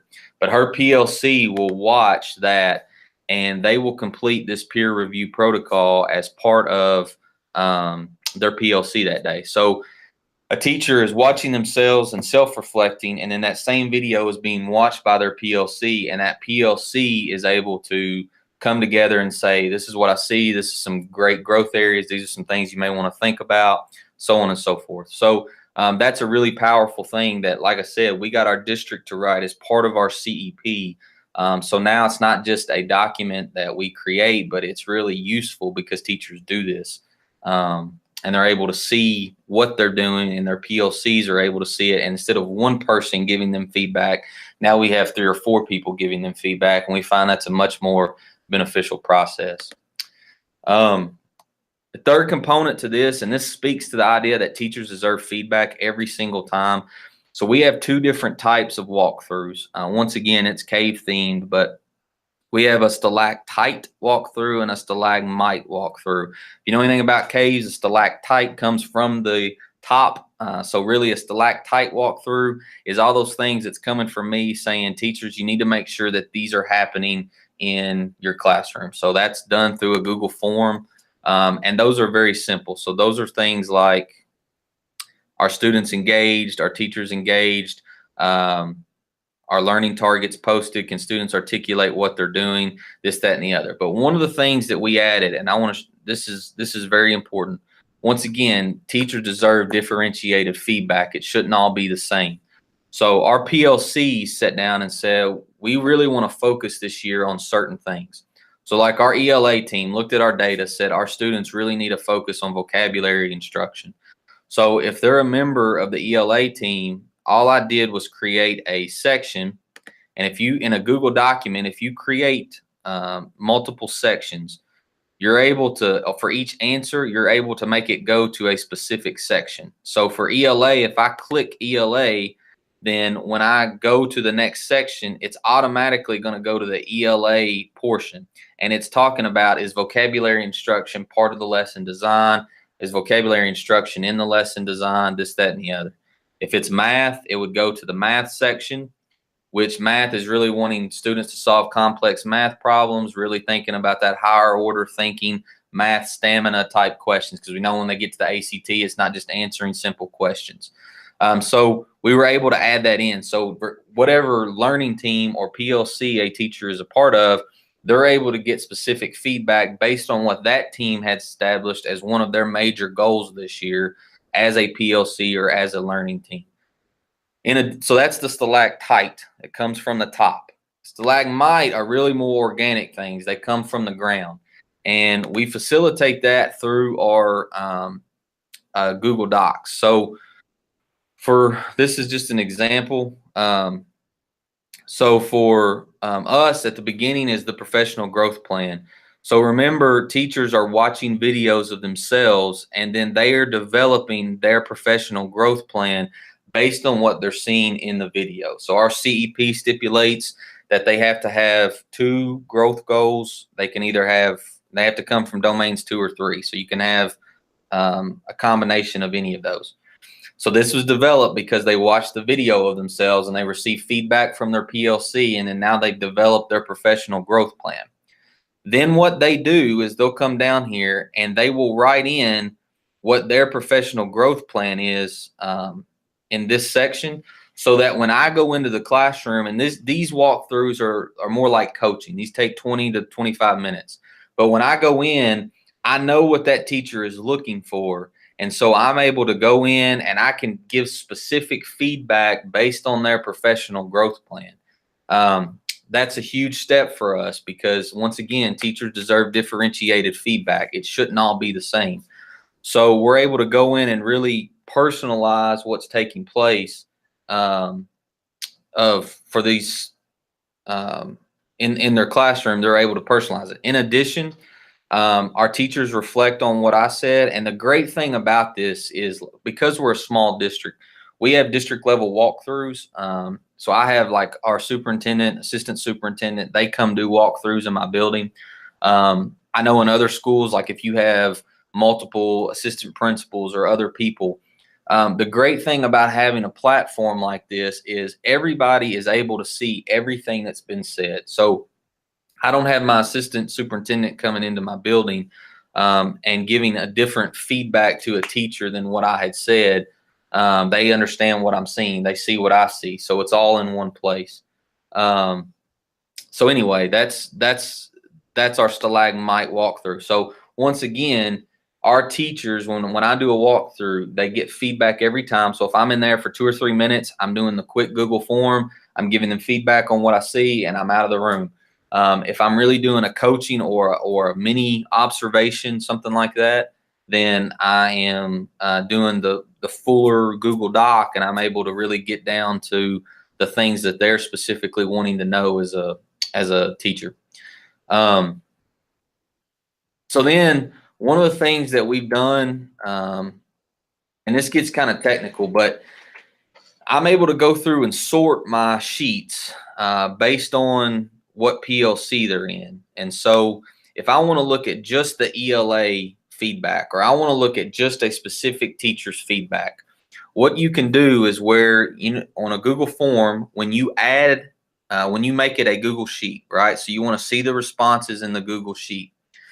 If you have all those responses in there. So for the year, you might have 1,000 walkthroughs that you've done. Kudos to you if you did that. So if you've got 1,000 different things and you just want to see Melody Stacy's walkthrough documents, you can go create a different tab at the bottom, and in that A1 cell, you type this information in. Okay. Now, what this means is this starts at A1, and this is how many columns you have. Okay. So if you have 6 questions you have answered, it's only going to go to F. If you have 23 questions answered, it's going to go to W. Okay. So whatever that letter is how many columns or how many questions you have. And then where M equals, if you want a teacher's name, so if I wanted Melody Stacy, I could put Melody Stacy in. And in that tab is just going to be Melody Stacy's documentation. So I don't have to go through and sort and delete and take out on the rolling form. I'm able to just see what Melody Stacy has. And then there's this awesome add-on called Awesome Table that allows you to take a Google spreadsheet, excuse me. And you know how you'd like the summary of responses in sheets? They're awesome. They're great. I love it. But the thing about it is, if you're really trying to dial down to a specific teacher or a specific PLC, you're not able to do it as easy because it summarizes everything. So Awesome Table does the same thing. It makes pretty nice charts and graphs and things, but it's able to get to a specific sheet or a specific piece of evidence that you want to look at. So it's really nice if you're like I said, if you're trying to drill down to a teacher, you're trying to drill down to a PLC, you're trying to drill down to things like that. If you'll go to Awesome Table, it'll basically connect to your Google Drive, and then any spreadsheet, if you want to look at just specific information, you're able to drill down and do that. It's been very helpful. I'm leading the Kentucky Go Digital Central event, so it's been very helpful for me to be able to drill down and see, like, this is how many administrators have signed up. This is how many primary teachers have signed up, so on and so forth. And then finally, this is living. So we run on a trimester schedule. So our teachers don't just do this in August and then put it on the shelves. Because if teachers are truly growing, you know, hopefully in a few months they've completed what you wanted them to complete on their professional growth plan. So for us, this is consistently going. So we run on a trimester schedule. So at the beginning of each trimester, we repeat this process. Our teachers once again do a video. They self-reflect. Their PLC self-reflects. They might update their professional growth plan, and I use that as part of my walkthrough changes. And then the third trimester, we do the same thing. So it's constantly growing and staying active and alive. It's not just one component. Then the last thing that I want to talk about is this idea of reclaiming 10 minutes a day. So we've really facilitated that through the blog. So if you go to our blog, this is where basically our life happens. I tell our teachers, if you check our blog and you check our living calendar, if you do those two things every single morning, that's all you need for the day. So for us, like, this was our professional learning day. This was our agenda for that. This was some links. We did an ed camp for one of our PD days, and this was the link to that. One of our teachers was retiring. She wrote a thank you note. I do an items for the week with some stuff.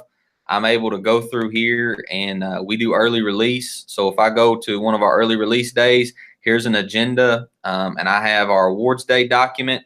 This was pretty cool. I don't want to open it, but because there's student names in it, but basically it's just a Google document that all of our teachers put in information to. And it was a collaborative thing. Our awards day was pretty much planned and organized in about 10 minutes because we all had access to doing it. So all of our things are here in this blog. Then at the top are every link that our teachers could need. So there's a link to our living calendar. You can see one of the things I put on our living calendar. Once again, we're trying to find 10 minutes a day. So, like, you know, when April gets here, you're having to scroll through a bunch of pages. So I just put a table of contents in so that it automatically goes to April. I'm not having to scroll stuff in. You'll see here where links happen. So these guest speakers are in class. So that tells you which speakers are coming to a classroom that day. We have juniors and seniors are going on a trip, so you could see what students are out of the building. So our living calendar really facilitates where people are going day to day. Like I said, our blog, we have over here, we have our SBDM budgets. That's all transparent to our teachers. We have gate worker signups that's on here. This is our walkthrough dashboard. So teachers don't have access to all these, but so they have access to theirs. But like, if I'm doing a walkthrough, I can pull up any of my teachers' documents here. So it's all in one place. The blog allows us to reclaim time because teachers have to go to one spot. They're not searching through emails. They're not searching through folders. They're not searching through whatever it might be. They know if they go to the blog, it is a one-stop shop for literally everything they ever need. And the blog is really simple for people to use. So the great thing about the blog is like my PBIS coach will put like PBIS things for the week. They'll do all kinds of stuff like that. So that's kind of the gist of where we are. So here's what happened. If you look, did it have an effect?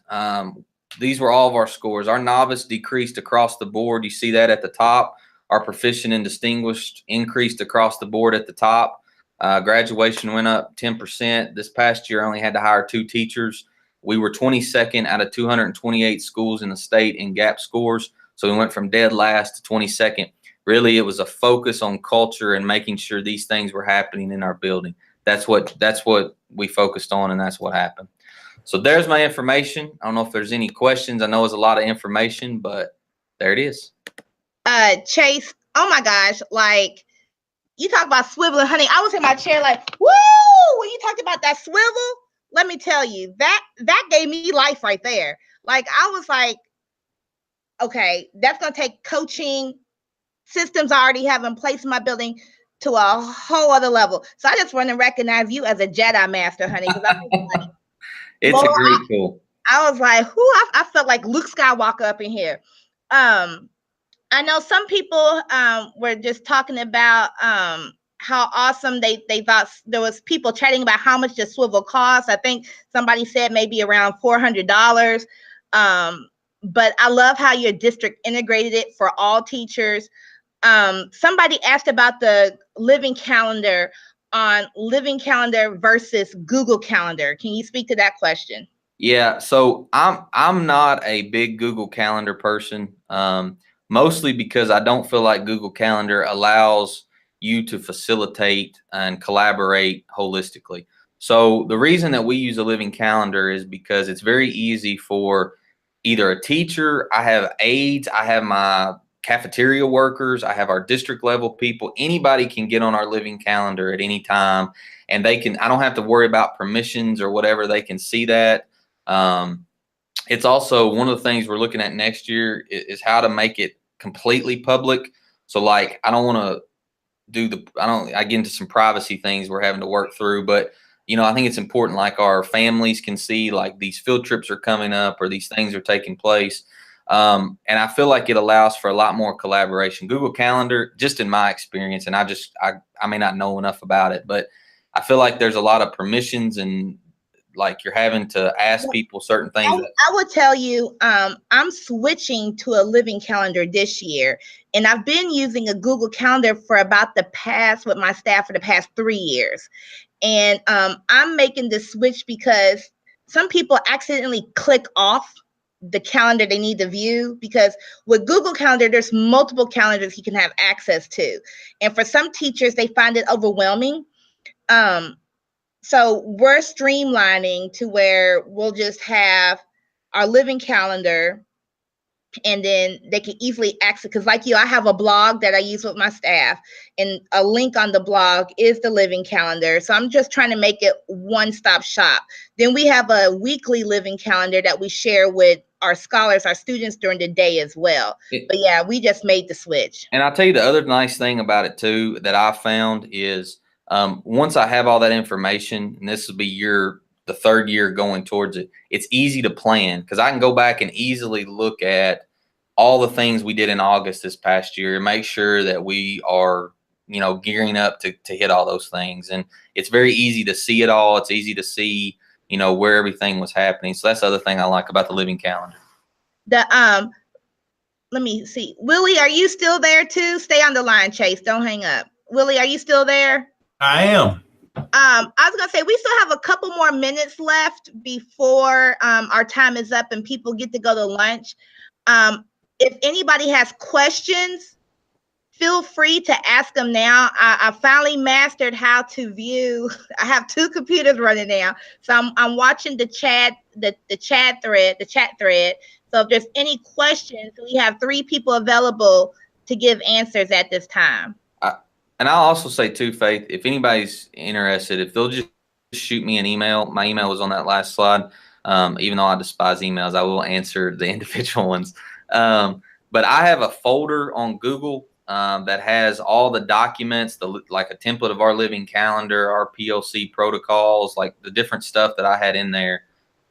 So if anybody wants that information, if you'll just shoot me an email, I'll be happy to share it your way. And we got Stephanie Wade back online as well. So if you have a question, just shoot it out. All right, I have talk a little bit more, Chase, about sharing the living calendar publicly. You said there's some pros and cons. What were you talking about with that? Well, the biggest con I could find is that if it's a public document, you have to be careful on your sharing permissions to make sure that you don't have a privacy issue with students. Because we put everything on our living calendar. So like we would link in, like if our teachers are having transition ARC meetings, for example, they would link in the agenda so that people know who's coming where. So it's making sure that the things that are linked to the living calendar are not publicly available. So Okay. I think for the most part, our calendar could be public. It's just making sure our teachers understand the links that you share can't be publicly available, because then you get into some privacy concerns with students. Right. But I think it would be powerful if, on a website or whatever platform you use, that a parent could pull up your calendar and see everything that's taking place in the month or even 6 months down the road, because we put stuff in there we know that's coming up, especially like our seniors. We go ahead and meet with Kia, and our Kia rep will go ahead and outline her dates for the year, like when she's coming for FAFSA, when she's coming for to work with our kids on scholarship type stuff, all those sort of things. We go ahead and put scholarship deadlines in there. So I think if we can make that publicly available for parents, that's a powerful tool. Willie, from what you've kind of heard this morning, is there anything that you're thinking about as you go into next school year as a district leader? Yeah, that's a great question. And there are really probably a couple of things. So this is interesting. So I talked about as a district, and I'll be curious to see if other districts are kind of going through this as people really start to commit to Google. So we had a tremendous amount of stuff saved in SharePoint. So curriculum documents, forms, AR documents. So we're really gravitating to a team drive structure. Then the other thing, from the district leader perspective, we're going to build a one-stop shop. So I have 10 different director roles that lead teams. So that could be secondary ed, elementary ed, special education, technology integration. I have gifted and talented. I have English language learners, but basically putting everything in one space. So I know mostly that has been a school by school thing, but we're going to do it at the district level and try to put everything in one spot. So I would say the one-stop shop, and then really setting up a system of team drives that work for us. And, it's been really frustrating. So I came here new last year to get permissions for everything in SharePoint. That was tough. So that's something we're having to work through because we have so much stuff there. I know when we did our migration, I think it was in March, maybe right before spring break. It took forever because of the volume of data we had there in SharePoint.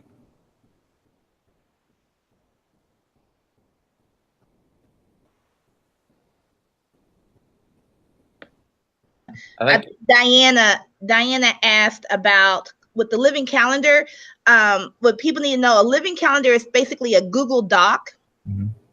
Where you've created a table that basically you make the table look like a calendar, and you can insert what you need from there. The main thing is it's a Google Doc that you're able to share.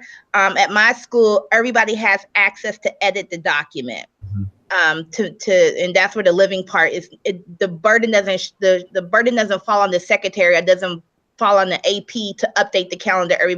Everybody has shared ownership ownership. So I hope, Diana, that kind of answers your question about what is the living calendar. So go ahead. Well, and Faith, I wanted to put a point in there, and it's interesting because I can remember you go visit places and you hear what they tell you and you don't listen. So I went to see Wes and Heather when they were still at Thomas Nelson, and they stressed over and over and over, you got to give everybody the ability to edit those documents. And we went back to Bullitt East and built this really pretty living calendar, and it didn't get used because I think we gave a grand total of 4 people editing rights. So the next year we opened it up and felt really uncomfortable, but it was the best thing we ever did. So, you know, I would encourage people, you know, to find a couple living calendars as an example so you can see the things that you put in there. I know on Chase's you could see he had things in the footer that linked to other things. So the living calendar kind of becomes a little one-stop shop in and of itself. So, you know, make it yours and give people rights. I can't stress that enough. So the other thing I would say too is if you go to KentuckyGoDigital.com, which is the YouTube channel, I believe it's Heather, did a create video on a living calendar. So if you're interested in it, that's the power of pause. You can find it there. I may be able here in just a second to, I think I can actually link the thing in the chat, and you're able to, here, I think I just did it. Yeah, you're able to see how she did it, which is powerful. All right. Well, it's about that time. So I want to thank everybody for coming out this morning for our morning session. We kicked it off with this morning. I'm excited for what's going to happen afternoon. This ends the admin track. Definitely go to the Kentucky Go Digital YouTube site. Make sure you follow it. There's tons of videos that have been collected throughout this school year that has support for many of the topics that were talked about today. There's going to be more in-depth sessions this afternoon. But thank you to all the purple cows who presented today. I'm still glistening. Like when I tell you, I think my finger actually touched the sun. I think it touched the sun. So thank y'all. Thank y'all. Thank you. We rocked it out today. If you have questions, email any of us, and see you in the afternoon. Go get lunch, use the restroom, do what you got to do. Bye, guys.